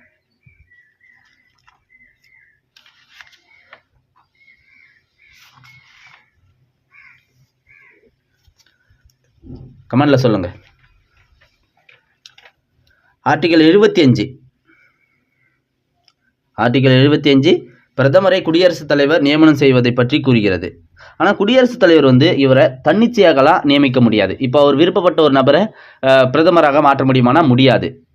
ஏன்னா பெரும்பான்மை உள்ள ஒரு கட்சியினுடைய தலைவரை தான், பெரும்பான்மை உள்ள ஒரு நபரை தான் குடியரசுத் தலைவர் வந்து பிரதமராக நியமிக்க முடியும்.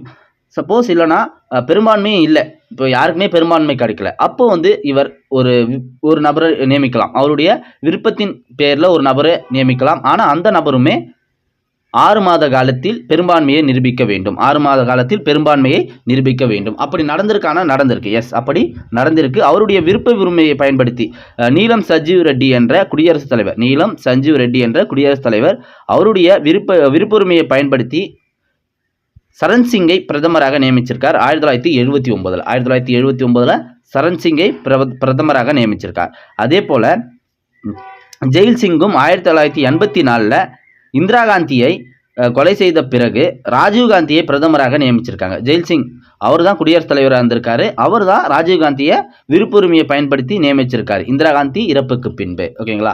இப்போ பிரதமர் என்பவர் விருப்புரிமையை பயன்படுத்தி அவர் நியமிக்கலாம். ஆனால் 6 மாத காலத்தில் அவங்க பெரும்பான்மையை நிரூபிக்க வேண்டும்.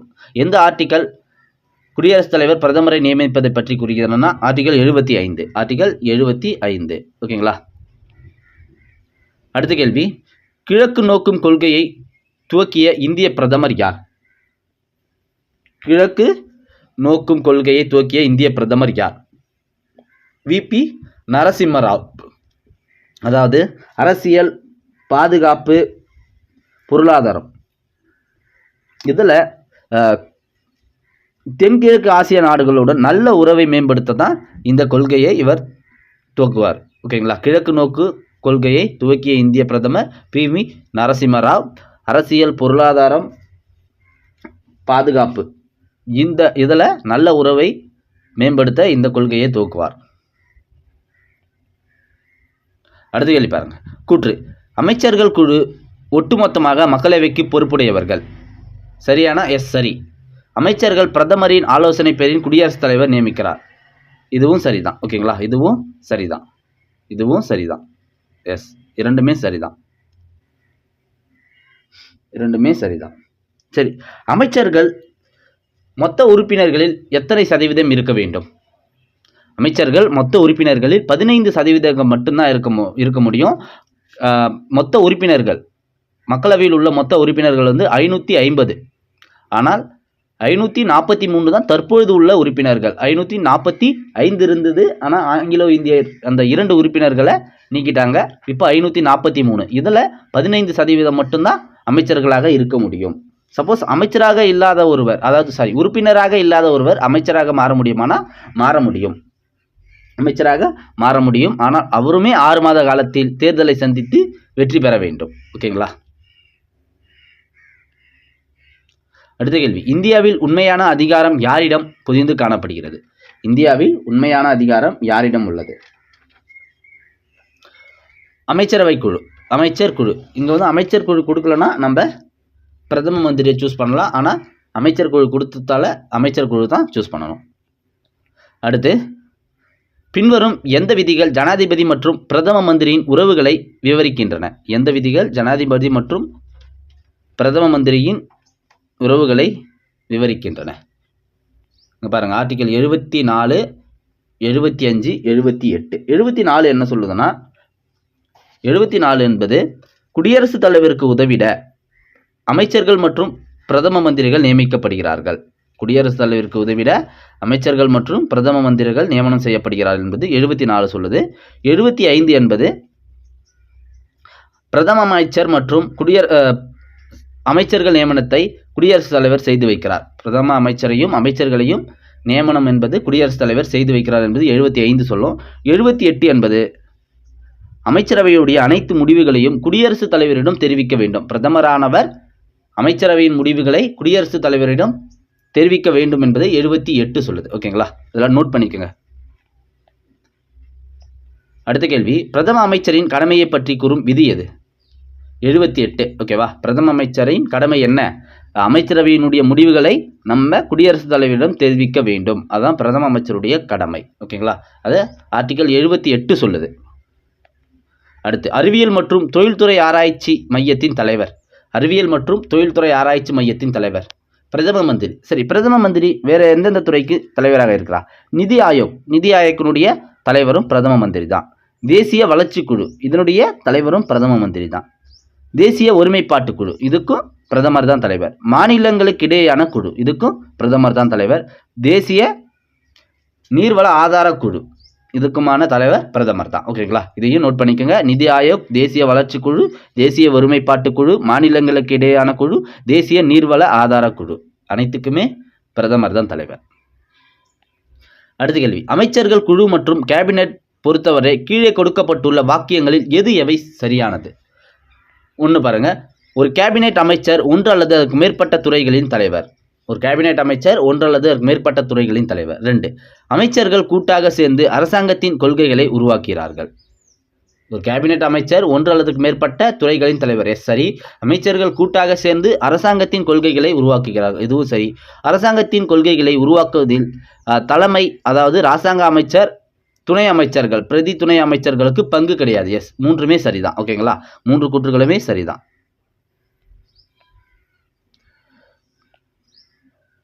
அடுத்த கேள்வி, பின்வருவற்றை பொறுத்துக. ஆர்விஎஸ் பெரிசாஸ்திரி. ஆர்விஎஸ் பெரிசாஸ்திரி யார் இவர்? முன்னாள் தலைமை தேர்தல் ஆணையர். எஸ், முன்னாள் தலைமை தேர்தல் ஆணையர். ஏஎன் ராய், இவர் முன்னாள் இந்திய தலைமை நீதிபதி. எம்என் ராயா ஏஎன் ராயான்னு தெரியலையே, எம்என் ராய்ன்னு நினைக்கிறேன். சாரி, ஏஎன் ராய் தான். எம்என் ராய் அரசியல் நிர்ணய சபை ஏற்படுத்த கோரிக்கை வைத்தவர். சரண் சிங், முன்னாள் இந்திய பிரதமர். பிஎன் ஜா, முன்னாள் யூபிஎஸ்சி தலைவர். எஸ், ஆப்ஷன் ஏ 1, 2, 3, 4 டைரக்டா ஆன்சர் சரிதான். அடுத்த கேள்வி, விதி 53. விதி 53 என்ன சொல்லுது? மத்திய அரசின் இந்தியாவின் நிர்வாக அதிகாரம் குடியரசுத் தலைவரிடம் உள்ளது. மத்திய அரசின் நிர்வாக அதிகாரம் குடியரசுத் தலைவரிடம் உள்ளது. விதி 352 தேசிய அவசர நிலை. தேசிய அவசர நிலை. 356 மாநில அவசர நிலை. ஓகேங்களா, 52 தேசிய அவசர நிலை. 76 இந்திய தலைமை வழக்கறிஞரை நியமிப்பதை பற்றி சட்டப்பிரிவு 76 சொல்லும். 75 என்பது பிரதமர் நியமனத்தை பற்றி, அமைச்சர்கள் மற்றும் பிரதமர் நியமனத்தை பற்றி சட்டப்பிரிவு 75 சொல்லும். ஓகேங்களா, 53 என்பது நிர்வாக அதிகாரம் குடியரசுத் தலைவரிடம் உள்ளது. 352 என்பது தேசிய அவசர நிலை பற்றி கூறுகிறது. 76 என்பது இந்திய தலைமை வழக்கறிஞர் நியமனத்தை பற்றி கூறுகிறது. 75 பிரதமர் நியமனத்தை பற்றி கூறுகிறது. அடுத்த கேள்வி, இந்திய அரசியலமைப்பு சட்டத்தின் 78வது சரத்தின் கீழ் பாரத பிரதமரின் கடமையாக சொல்லப்படுவது. எஸ், இப்போதான் சொன்னோம். அமைச்சரவையின் அனைத்து முடிவுகளையும் குடியரசுத் தலைவருக்கு தெரிவித்தல். ஆப்ஷன் ஏவே சரிதான். ஓகேங்களா, குடியரசுத் தலைவருக்கு தெரிவிக்கணும். அடுத்த கேள்வி, மத்திய அமைச்சரவை தொடர்பாக பின்வரும் கூற்றுகளை ஆராய்க. 1, இந்திய அரசியலமைப்பு விதி 74வது அமைச்சரவையை விளக்குகிறது. எஸ், 74 அமைச்சரவையை விளக்குகிறது. அது கூட்டு பொறுப்பை பெற்றிருக்கவில்லை. அமைச்சரவை என்பது கூட்டு பொறுப்பு தான். ஓகேங்களா? கூட்டு பொறுப்பை பெற்றிருக்கவில்லை என்பது தவறு. இது ஒரு கூட்டு பொறுப்பு. அமைச்சரவை என்பது ஒரு அமைச்சர் தனிப்பட்ட எந்த முடிவை எடுக்க முடியாது. அமைச்சரவை சேர்ந்து தான் ஒரு முடிவை எடுக்க முடியும். அனைவருக்குமே அதில் பங்கு உண்டு. ஒரு கூட்டு பொறுப்பு தான். அடுத்து, நாடாளுமன்ற அமைச்சரவை நீடிப்பது இவரது ஆளுமையா? நாடாளுமன்ற அமைச்சரவை நீடிப்பது இவரது ஆளுமை. யார்? பிரதம மந்திரி. ஓகேங்களா? அவருடைய ஆளுமையால் தான் நாடாளுமன்றம் நீட்டிக்கும், அமைச்சரவை நீட்டிக்கும். அமைச்சர் எல்லாரையும் கண்ட்ரோல் பண்ணது பிரதமர் தான். ஓகேங்களா? முழு அதிகாரம் பிரதமர் தான். உண்மையான அதிகாரம் கொண்ட நபர் பிரதமர் தான். அவர் தான் அமைச்சரவையை நீட்டிக்க முடியும். அடுத்து பாருங்க, கீழ்கண்ட கூற்றை கருதவும். 1. இந்திய அரசியலமைப்பு சட்டம் பாராளுமன்ற அரசாங்க முறையை நிறுவியுள்ளது. எஸ், சரி. பிரதமர் அரசாங்கத்தின் தலைவர் ஆவார். எஸ், இதுவும் சரி. குடியரசுத் தலைவர் அரசாங்கத்தின் தலைவர். தப்பு. அவர் அரசின் தலைவர், பெயரளவுக்கான தலைவர். குடியரசுத் தலைவர் உண்மையான செயலாட்சி அதிகாரம் கொண்டவர் இல்லை. இவர் பெயரளவுக்கான அதிகாரம் கொண்டவர் தான். அப்போ 1, 2 மட்டும்தான் சரி. 1, 2 மட்டும்தான் சரி. அடுத்த கேள்வி, பிரதம மந்திரி குடியரசுத் தலைவரால் நியமிக்கப்படுகிறார் மற்றும் இதர அமைச்சர்கள் பிரதம மந்திரியின் ஆலோசனைப்படி குடியரசுத் தலைவரால் நியமிக்கப்படுகிறார். கீழ்காணும் எந்த விதியின் அடிப்படையாகும்? 75(1). ஓகேவா? 75ல் உட்பிரிவு 1. அடுத்து, இந்தியாவில் கேபினெட் செயலகம் எந்த ஆண்டு உருவாக்கப்பட்டது? 1950. கேபினெட் செயலகம் 1950ல் உருவாக்கியிருக்காங்க. பிரதமருக்கான ப்ரீவியஸ் இயர் கொஸ்டின்லாம் நம்ம டிஸ்கஸ் பண்ணியிருக்கோம். நாடாளுமன்றத்தை பற்றி இதுவரை கேட்கப்பட்டுள்ள ப்ரீவியஸ் இயர் கொஸ்டின்லாம் நம்ம டிஸ்கஸ் பண்ணலாம். கூற்று, பண மசோதா பாராளுமன்றத்தின் இரு அவைகளிலும் அறிமுகப்படுத்தப்படுகிறது. சரியான? தப்பு. பாராளுமன்றத்தின் இரு அவைகளிலும் பண மசோதா அறிமுகப்படுத்த முடியாது. மக்களவையில் மட்டும்தான் அறிமுகப்படுத்த முடியும். கீழவையில் மட்டும்தான் அறிமுகப்படுத்த முடியும். அப்போ கூற்று தப்பு. காரணம் பாருங்க, பாராளுமன்றத்தின் கீழ் சபை மக்களால் தேர்ந்தெடுக்கப்பட்ட அமைப்பாகும். எஸ், கீழ் சபை என்பது கீழவை. கீழவை மக்களால் தேர்ந்தெடுக்கப்பட்ட அமைப்பு தான். மாநிலங்களவை என்பது மாநில சட்டமன்ற உறுப்பினர்கள் தேர்ந்தெடுத்து அனுப்புவாங்க. மக்களவை என்பது மக்களால் தேர்ந்தெடுக்கப்பட்ட உறுப்பினர்களால் இருக்கும். சரி, மக்களவையில் அதிகபட்சம் எத்தனை உறுப்பினர்கள் இருக்க முடியும்? மக்களவையில் அதிகபட்சம் எத்தனை உறுப்பினர்கள் இருக்க முடியும்? 550 உறுப்பினர்கள் இருக்க முடியும். அதிகபட்சமாக 550 உறுப்பினர்கள் இருக்க முடியும். ஆனால் தற்பொழுது எத்தனை உறுப்பினர்கள் இருக்கிறாங்க? 545 உறுப்பினர்கள். அதுவும் 2 பேரை இப்போ நீக்கியாச்சு. ஆங்கிலோ இந்திய சார்பில் 2 பேர் இருப்பாங்க, அதையும் நீக்கியாச்சு. எந்த சட்டப்பிரிவை பயன்படுத்தி அந்த 2 உறுப்பினர்கள் ஆங்கிலோ இந்திய சார்பில் நியமிக்கப்படும் அந்த 2 உறுப்பினர்கள் நீக்கப்பட்டாங்கன்னா 104வது சட்டப்பிரிவு ஆக்ட் 104வது சட்டப்பிரிவின் பயன்படுத்தி அந்த ஆங்கிலோ இந்தியன் சார்பில் நியமிக்கப்படும் 2 உறுப்பினர்கள் நீக்கப்பட்டிருக்காங்க. ஓகேங்களா? இது எக்ஸ்ட்ரா பாயிண்ட்லாம் நோட் பண்ணுங்க. சரி, இதற்கான ஆன்சர் பாருங்க. ஏ என்பது தவறு, ஆர் என்பது சரி. ஏ என்பது தவறு, ஆர் என்பது சரி. ஓகேங்களா? அடுத்த கேள்வி பார்க்கலாம். மக்கள் இறைமை எனும் கருத்தில் ஏற்பட்ட மாறுதலை பற்றிய கீழ்வரும் கூற்றை கருதுக. முன்பொரு காலத்தில் பாராளுமன்றத்தை கலைப்பது என்பது முடியாட்சியின் தனி சிறப்புரிமையாக இருந்தது. எஸ், சரி. ஆனால் இன்று பாராளுமன்ற ஜனநாயகத்தில் ஏற்பட்டுள்ள முன்னேற்றமானது அவையை கலைப்பது என்பது பிரதமரின் சிறப்பதிகாரம். எஸ், பிரதமரின் சிறப்பதிகாரம். இரண்டுமே சரிதான். ஓகேங்களா? இரண்டும் சரி, சரியான விளக்கமும் கூட. அப்போ ஆன்சர் ஆப்ஷன் பி. அடுத்த கேள்வி, பாராளுமன்றம் எனும் சொல் பேசு என்ற பொருளடங்கிய பார்லே எனும் டேஷ் சொல்லிலிருந்து பெறப்பட்டது. பிரெஞ்சு. எந்த சொல்? பிரெஞ்சு சொல்லிலிருந்து பெறப்பட்டிருக்கு.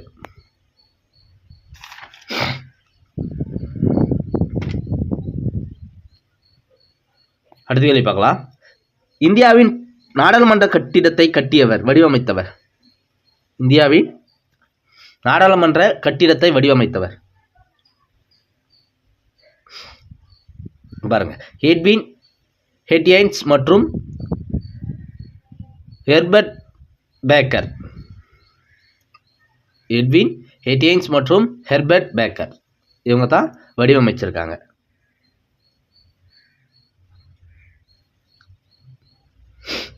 எப்போ தொடங்கப்பட்டுச்சு? இப்போ கட்டி முடிச்சுட்டு நாடாளுமன்ற கட்டிடத்தை எப்போ தொடங்கினாங்கன்னா 1921 பிப்ரவரி 12 தொடங்கியிருக்காங்க. பிப்ரவரி 12 கட்ட தொடங்கியது.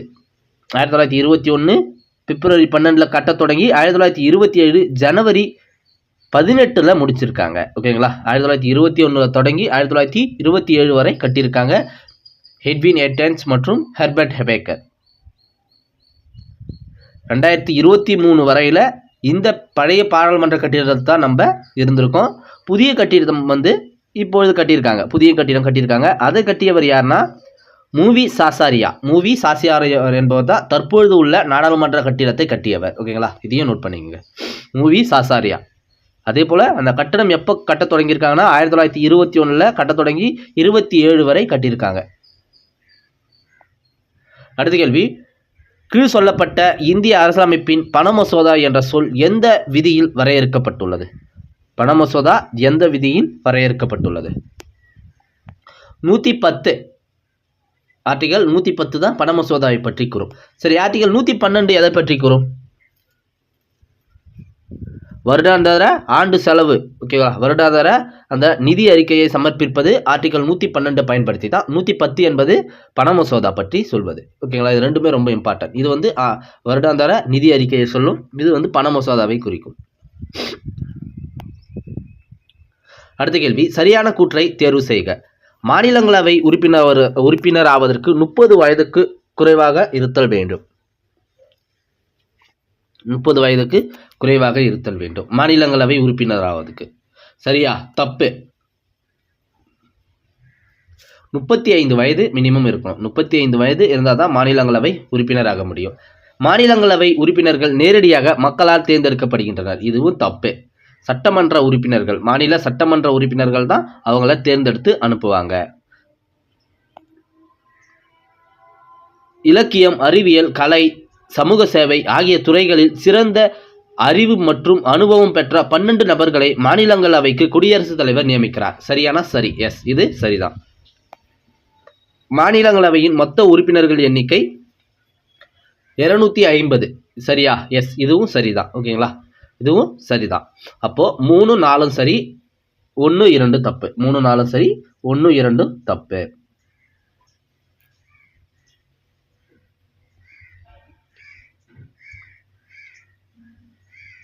இப்போ மாநிலங்களவையில் மொத்த உறுப்பினர்கள் 250. அதில் 12 பேரை குடியரசுத் தலைவர் நியமனம் செய்கிறார். மக்களவையின் மொத்த உறுப்பினர்கள் எத்தனை பேர்? 550 பேர் இருக்கலாம். மொத்தம் 550 பேர் வரை இருக்க முடியும். ஆனால் தற்பொழுது 543 பேர் தான் இருக்காங்க. 543 பேர் தான் இருக்காங்க. ஓகேங்களா? இது ரெண்டுமே ரொம்ப இம்பார்ட்டன்ட். மக்களவை பற்றிய கீழ்வருவனவற்றுள் எவை சரியானவை? 1.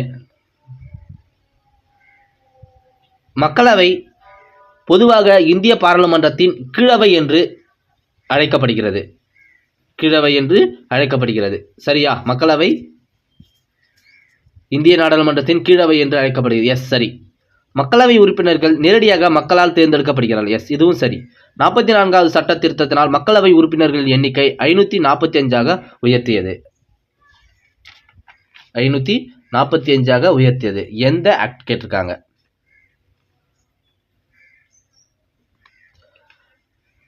பாருங்க, 1 2 சரி. ஓகேங்களா? 1 2 கம்பல்சரி சரிதான். 44வது சட்ட திருத்தத்தால் மக்களவை உறுப்பினர் எண்ணிக்கை 545ஆக உயர்ந்ததுன்னு சொல்லியிருக்காங்க. இது தப்பு.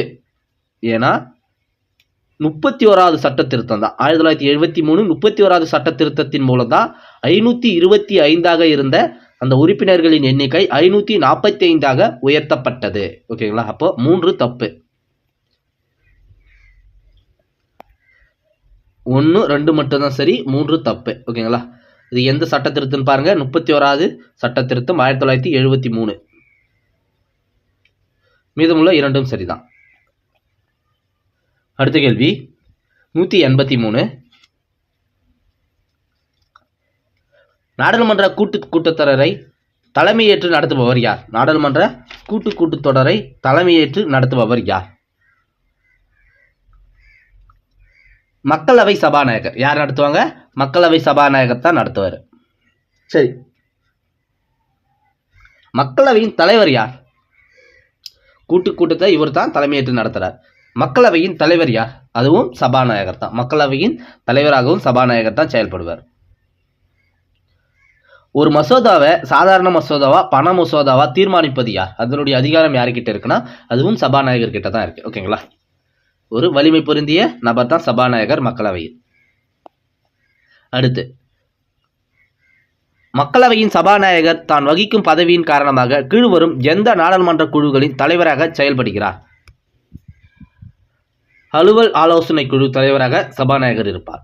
பொது நோக்கு குழுவின் தலைவராக சபாநாயகர் இருப்பார். விதி குழுவின் தலைவராக சபாநாயகர் இருப்பார். மதிப்பீட்டு குழு, இதற்கு மட்டும் சபாநாயகர் தலைவர் அல்ல. மதிப்பீட்டு குழுவின் தலைவர் சபாநாயகர் அல்ல, ஒரு உறுப்பினர், ஒரு நாடாளுமன்ற உறுப்பினர் தான் தலைவராக இருப்பார்.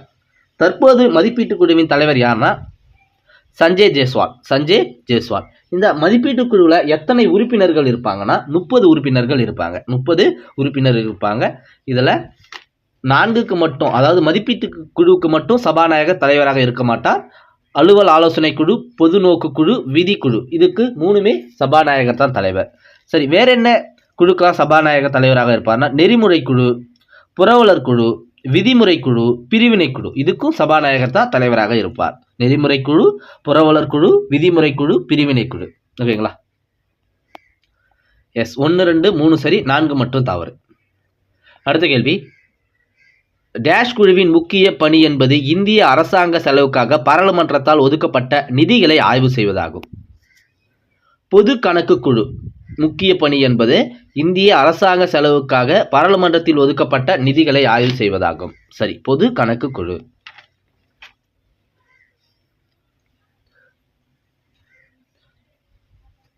அடுத்து போலாமா?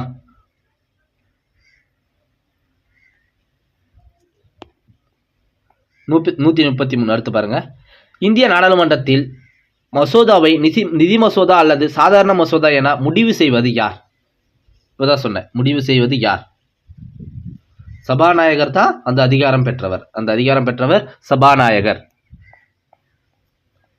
அடுத்த கேள்வி பாருங்க. கீழ்காணும் கூற்றுகளில் ஒன்று தவறானது, அதனை கண்டறிக. அழுத்த குழுக்கள் யாவும் நலக்குழுக்கள் என அழைக்கப்படும். அவை அரசியல் கட்சிகளுடன் இணைந்து செயல்படுகின்றன. அழுத்த குழுக்கள் யாவும் நலக்குழுக்கள் எனப்படும். அவை அரசியல் கட்சிகளுடன் இணைந்து செயல்படுகின்றன. தவறானது இதுதான். ஓகேங்களா? அவங்க தனிப்பட்ட முறையில் தான் செயல்படுவாங்க. அரசியல் கட்சிகளுக்கும் அழுத்தத்தை கொடுப்பவர்கள் தான் அவங்களுடைய வேலை. ஓகேங்களா? இந்த அழுத்த குழுக்கள் அரசியலில் மற்றொரு முகம் என்று அழுத்த குழுக்களை கூறலாம். சரி, இங்க தவறானது தான் கேட்டிருக்காங்க.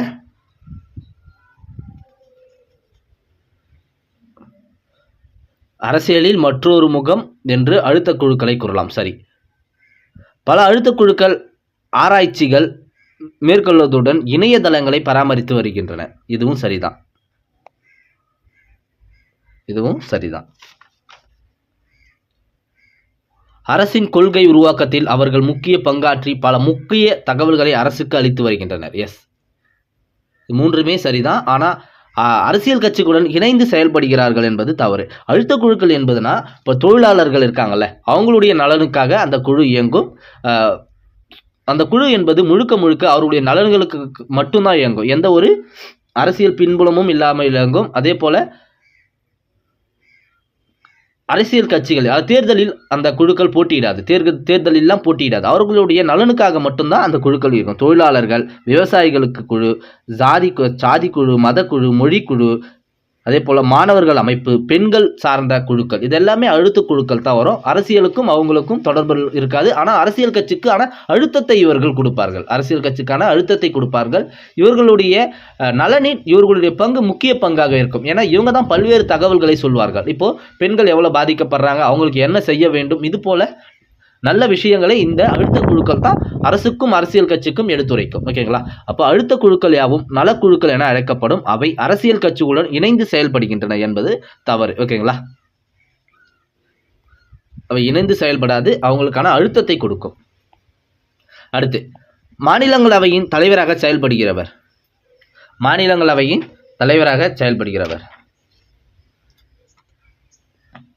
குடியரசு துணைத் தலைவர் இவர் தான் மாநிலங்களவையின் தலைவராக செயல்படுவார்.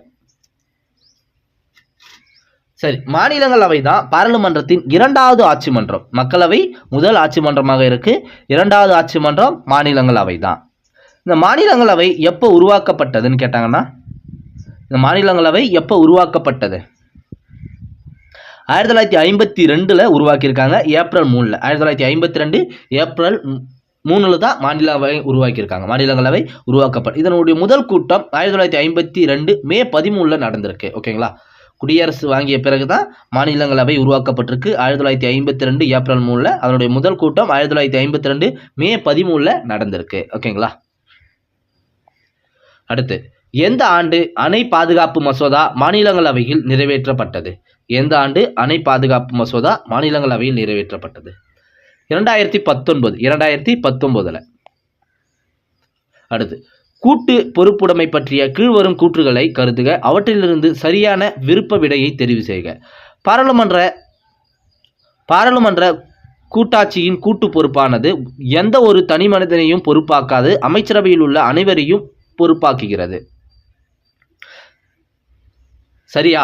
எஸ், சரி. ஓகேவா, பாராளுமன்றமானது எந்த ஒரு தனிப்பட்ட அமைச்சரையும் பொறுப்பாக்காது. அங்கே எடுக்கப்படுகின்ற முடிவுகள் அனைத்தும் அனைத்து அமைச்சர்களுடைய கூட்டு பொறுப்பால் தான், கூட்டு முயற்சியால் தான் எடுக்கப்படுகிறது. தனிப்பட்ட நபரை பொறுப்பாக்காது. கூட்டு பொறுப்பு என்பது அமைச்சர்களுக்கிடையே ஒருமித்த கருத்தை உருவாக்கும் அமைப்பை குறிக்கிறது. கூட்டு பொறுப்பு என்பது அமைச்சர்களிடையே ஒருமித்த கருத்தை உருவாக்கும் அமைப்பை குறிக்கிறது. சரியான, இதுவும் சரிதான். ஓகேங்களா, ஏ ஆர் இரண்டும் சரி. ஆர் என்பது ஏவுக்கான சரியான விளக்கம். அதாவது அமைச்சரவை தனிப்பட்ட ஒருவருடைய கருத்தை மட்டும் எடுத்துக்கொள்ளாது, அவர்களுடைய கூட்டு கருத்தை தான் எடுத்துக்கொள்ளும். அனைவருக்குமே பங்கு உண்டு. அமைச்சரவையில் எந்த ஒரு முடிவுக்கும் அனைவருடைய பங்கு முக்கியம். அடுத்த கேள்வி, சரியான பதிலை தேர்ந்தெடுக்கவும். நாடாளுமன்றத்தின் இரு அவைகளிலும் பின்வரும் கூற்றுகளில் எது உண்மை?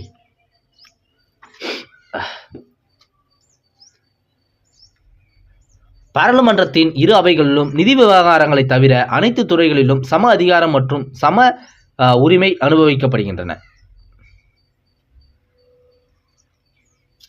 2 பாருங்க, ராஜ்யசபாவில் பண மசோதா அறிமுகப்படுத்த முடியாது.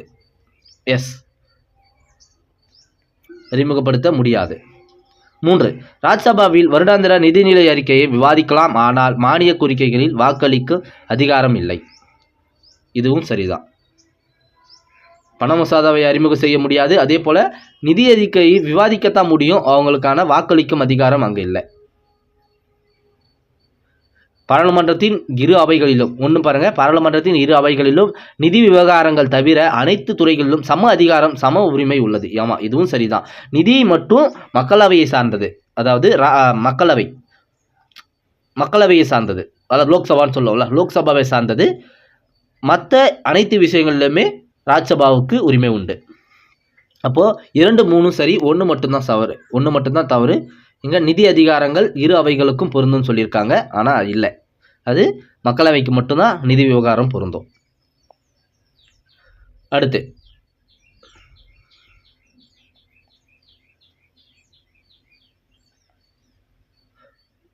கீழ்கண்ட நாடாளுமன்ற கூட்டத்தொடர்களில் எவை தவறானது? வரவு செலவு கூட்டத்தொடர்.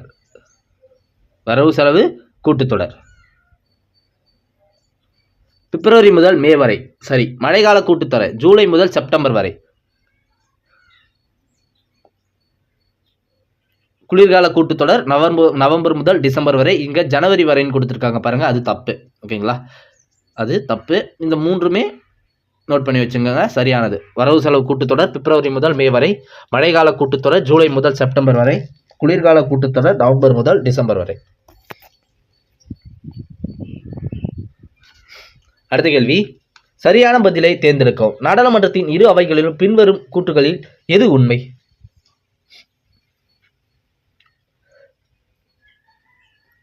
ஆல்ரெடி இது பார்த்தாச்சு. அடுத்து,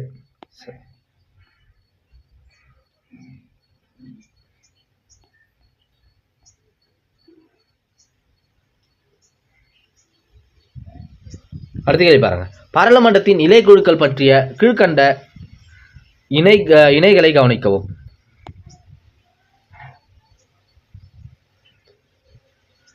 உணவு நுகர்வோர் விவகாரம் மற்றும் பொது விநியோகம் குழு. நிலைக்குழு. மனுக்கள் குழு தற்காலிக குழுன்னு சொல்லியிருக்காங்க, தப்பு. அவைக்குழு தற்காலிக குழு. நன்னெறி குழு நிலைக்குழு. 1 3 4 சரி, 2 3 4 சரி, 1 தப்பு. உணவு நுகர்வோர் விவகாரம் மற்றும் பொது விநியோக குழு நிலைக்குழுன்னு கொடுத்துருக்கிறது தப்பு. ஓகேவா? மனுக்கள் குழு தற்காலிக குழு, அவைக்குழு தற்காலிக குழு, நன்னெறி குழு நிலைக்குழு, இது சரி. அப்போ 2 3 4 தவறான இணையா? சரிங்க, இந்த கொஸ்டின் நான் உங்களுக்கு டீட்டெயிலாக சொல்கிறேன். அடுத்த கேள்வி பாருங்க. இந்திய அரசியலமைப்பு விதி 94 விளக்குவது. இந்திய அரசியலமைப்பு விதி 94 விளக்குவது. சபாநாயகர் மற்றும் துணை சபாநாயகருடைய நீக்கத்தை பற்றி தான் சொல்லும். சபாநாயகர் மற்றும் துணை சபாநாயகர் நீக்கத்தை பற்றி கூறும். அடுத்து, சட்டமன்ற மேலவையை உருவாக்கும் மற்றும் நீக்கவுமான அதிகாரம் யாரிடம் உள்ளது? சட்டமன்ற மேலவையை உருவாக்கும் மற்றும் நீக்கம் அதிகாரம் யாரிடம் உள்ளது? நாடாளுமன்றத்திலிடம் தாங்க உள்ளது. நாடாளுமன்றத்திலிடம் தான் உள்ளது. எந்த அரசியலமைப்பு சட்டப்பிரிவை பயன்படுத்தி ஒரு மேலவையை உருவாக்க முடியும்? ஒரு மாநிலத்தில் மேலவையை உருவாக்க முடியும், நீக்க முடியும்னா சட்ட விதி 169 ஆர்டிகல் 169 பயன்படுத்தி தான் நம்ம மேலவையை உருவாக்கவும் நீக்கவும் முடியும். சரி, தற்பொழுது இந்தியாவில் எத்தனை மாநிலங்களில் சட்ட மேலவை உள்ளது? சட்ட மேலவை தற்பொழுது இந்தியாவில் எத்தனை மாநிலங்களில் உள்ளதுன்னா 6 மாநிலங்களில் உள்ளது. 6 மாநிலம். ஆந்திர பிரதேஷ், தெலுங்கானா, கர்நாடகா, மகாராஷ்டிரா, பீகார், உத்தரப்பிரதேஷ், இந்த 6 மாநிலங்களில் தான் மேலவை உள்ளது. தமிழ்நாட்டில் மேலவை இருந்தது, அது எந்த ஆண்டு நீக்கப்பட்டதுன்னு கமெண்ட்ல சொல்லுங்க. அடுத்து, லோக்சபாவில் நம்பிக்கையில்லா தீர்மானம் அறிமுகப்படுத்த தேவையான ஆதரவு. லோக்சபாவில் நம்பிக்கையில்லா தீர்மானம் அறிமுகப்படுத்த தேவையான ஆதரவு 50 உறுப்பினர்கள். 50 உறுப்பினர்களுடைய ஆதரவு இருக்க முடியும். அப்பதான் நம்பிக்கையில்லா தீர்மானம் கொண்டு வர முடியும்.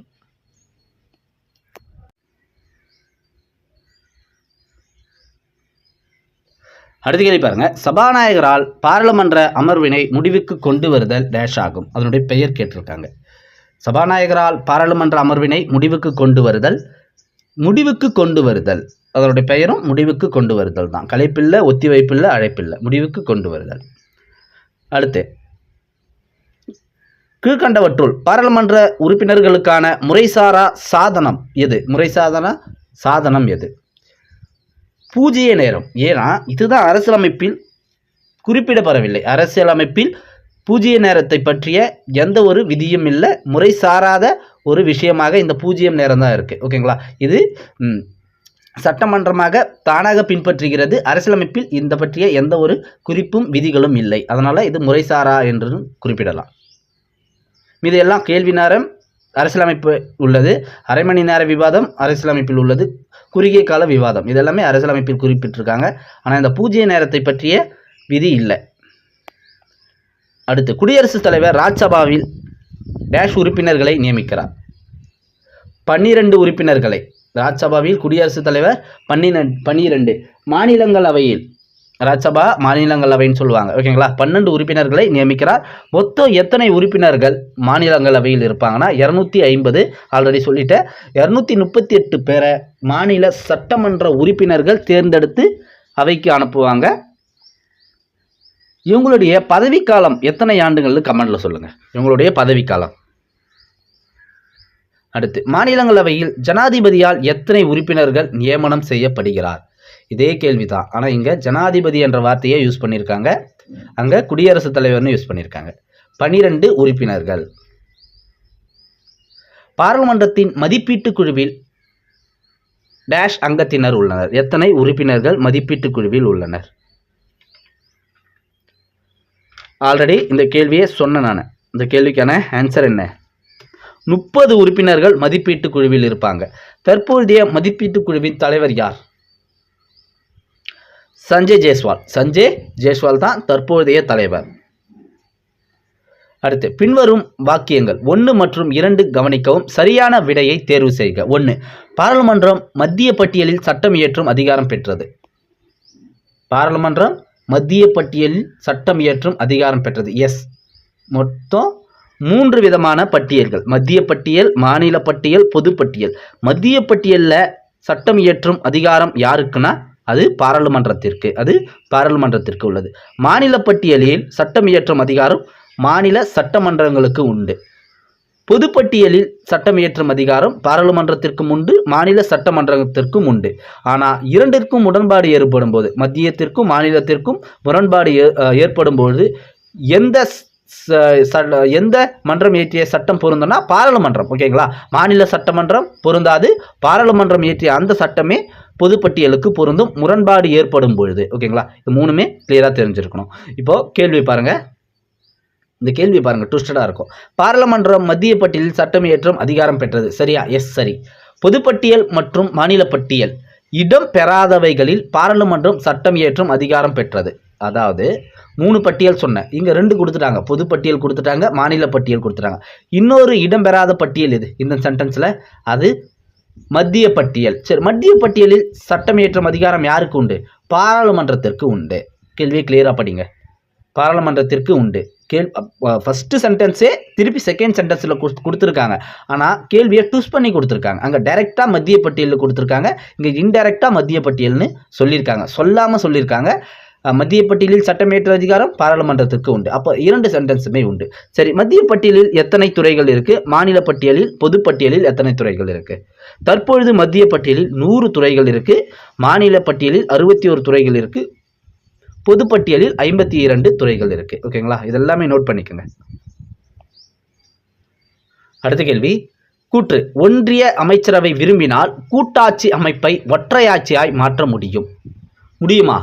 முடியாது. ஒன்றிய அமைச்சரவை விரும்பினால் கூட்டாட்சியை ஒற்றையாட்சியாக மாற்ற முடியும்னு சொல்லியிருக்கேன். அது முடியாது. ஏன்னா நம்மளுடைய அரசியலமைப்பே கூட்டாட்சி தன்மையை தான் வலியுறுத்துது. நம்மளுடைய அரசியலமைப்பு கூட்டாட்சி தன்மையை வலியுறுத்துகிறது. அதனால் ஒன்றிய அமைச்சரவை நினைத்தா அதை மாற்ற முடியாது. ஓகேங்களா?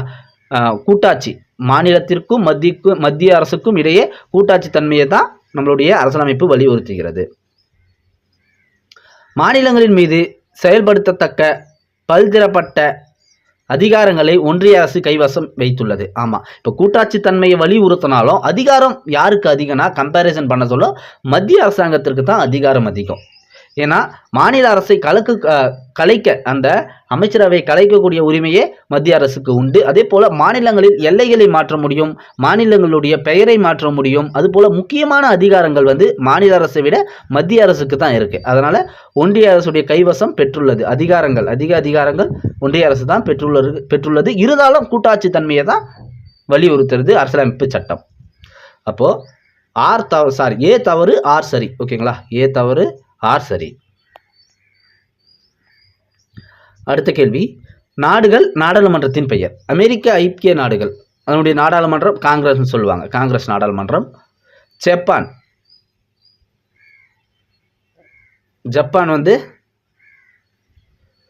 Diet, Japan diet. America Congress. Britain பாராளுமன்றம். பிரிட்டனுடைய பாராளுமன்றத்தை பின்பற்றி தான் நம்ம இந்தியாவுடைய பாராளுமன்றம் அமைந்திருக்கும். Denmark follow cutting. அப்போ ஆன்சர் பாருங்கள், 4123 4123. அடுத்து சொற்களை அதன் அர்த்தத்துடன் பொறுத்து சொல்லியிருக்காங்க.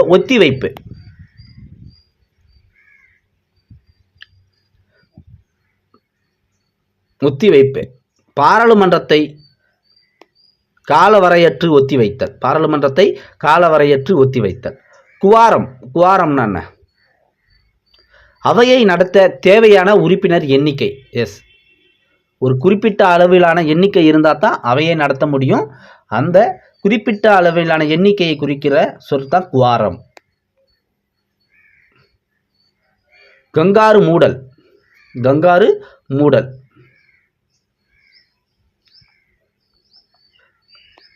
முக்கியமான உட்கூறுகளை மட்டும்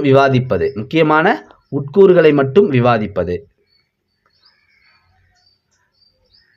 லேம்டக் அமர்வு. புது மக்களவை தேர்ந்தெடுக்கப்பட்ட பிறகு கடைசியான பழைய மக்களவை அமர்வு. புது மக்களவை தேர்ந்தெடுக்கப்பட்ட பிறகு கடைசியான பழைய மக்களவை அமர்வு. ஆன்சர் பாருங்க 3-1-4-2. அடுத்த கேள்வி பாருங்க. பண மசோதா.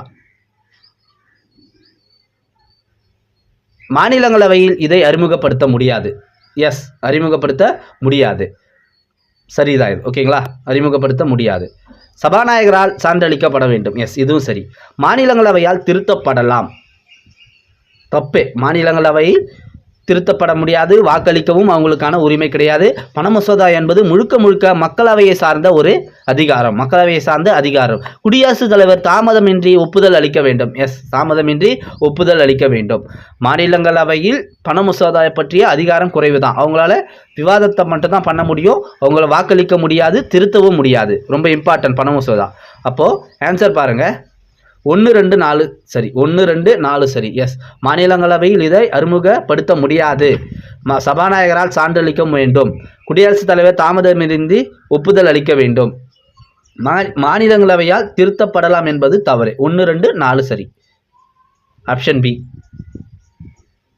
அடுத்த கேள்வி. இந்திய மாநிலங்களின் எல்லைகளை மாற்றியமைக்கும் அதிகாரம் டேஷ் இடம் உள்ளது. இந்திய மாநிலங்களின் எல்லைகளை மாற்றி அமைக்கும் அதிகாரம் நாடாளுமன்றத்திற்கு உள்ளது. அதனுடைய சட்ட அதிகாரம், சட்ட விதி என்னன்னா விதி 3. ஓகேங்களா, பகுதி 1 விதி 3 சொல்லியிருப்பாங்க. இந்தியாவில் உள்ள மாநிலங்களின் எல்லைகள், பெயர்கள், புதிய மாநிலங்களை உருவாக்குதல், அதாவது ஒரு மாநிலத்தை பிரித்து 2 மாநிலங்களாக மாற்றுதல், 2 மாநிலத்தை சேர்த்து ஒரு மாநிலமாக மாற்றுதல், இது போன்ற இந்தியாவில் உள்ள உள் பிரச்சனைகளை, உள் சீரமைப்பை ஆர்டிகல் விதி 3 சொல்லுது. ஓகேங்களா, சட்ட விதி 3 குறிப்பிடுறது. அப்போது அதற்கான அதிகாரம் நாடாளுமன்றத்திற்கு தான் உண்டு. சாதாரண பெரும்பான்மை மூலமே இதை நிறைவேற்ற முடியும். ரொம்ப முக்கியங்க. அடுத்த கேள்வி. பாராளுமன்ற நடவடிக்கைகளின் கருவிகளை மேற்கோளாக கொண்டு பின்வரும் கூற்றுகளில் எது சரியானது? பாராளுமன்ற அமர்வின் முதல் 1 மணி நேரம் பூஜ்ய நேரமாக ஒதுக்கப்பட்டுள்ளது. பின்வரும் கூற்றுகளில் எது சரியானதுன்னு கேட்டிருக்காங்க. முதல் 1 மணி நேரம் பூஜ்ய நேரமானா இல்லை. ஓகேங்களா, மதிய உணவுக்கு பிறகுதான் பூஜ்ய நேரம் ஸ்டார்ட் ஆகும். தப்பு. ஃபர்ஸ்ட் பாயிண்டே தப்பு. சிறப்பு உரிமை தீர்மானத்தின் நோக்கமானது குறிப்பிட்ட அமைச்சரவை கண்டனம் செய்வதற்கு. எஸ், இது சரி. ஓகேங்களா. 3 பாருங்க. கவன ஈர்ப்பு தீர்மானம் நடைமுறை விதிகளில் குறிப்பிடப்படவில்லை. குறிப்பிடப்பட்டிருக்கு. கவன ஈர்ப்பு தீர்மானம் நடைமுறை விதிகளில் குறிப்பிடப்படவில்லை கொடுத்துருக்கோம். இல்லை, அது குறிப்பிடப்பட்டிருக்கு. ஓகேங்களா, நம்ம அரசியலமைப்பு சட்டத்தில் இருக்கும். அதே போல் நம்பிக்கையில்லா தீர்மானத்தின் மூலம் மாநிலங்களவை அமைச்சரவையை கலைக்க முடியும். மாநிலங்களவையை நம்பிக்கையில்லா தீர்மானத்தின் மூலம் கலைக்க முடியாது. மாநிலங்களவை கலைக்க முடியாது, எப்பொழுதுமே கலைக்க முடியாது. மக்களவையை மட்டும்தான் கலைக்க முடியும். மாநிலங்களவை ஒரு நிரந்தர அவையாகும். ஓகேங்களா, அப்போது இதற்கான ஆன்சர் ஆப்ஷன் பி மட்டும்தான் தப்பு. சிறப்புரிமை தீர்மானத்தின் நோக்கமானது குறிப்பிட்ட அமைச்சரவை கண்டனம் செய்வதற்கு. இது மட்டும்தான் சரி. தப்புன்னு சொல்கிற மாதிரி இது மட்டும்தான் சரி. மீதமுள்ள 3லையுமே கரெக்ஷன் இருக்குது.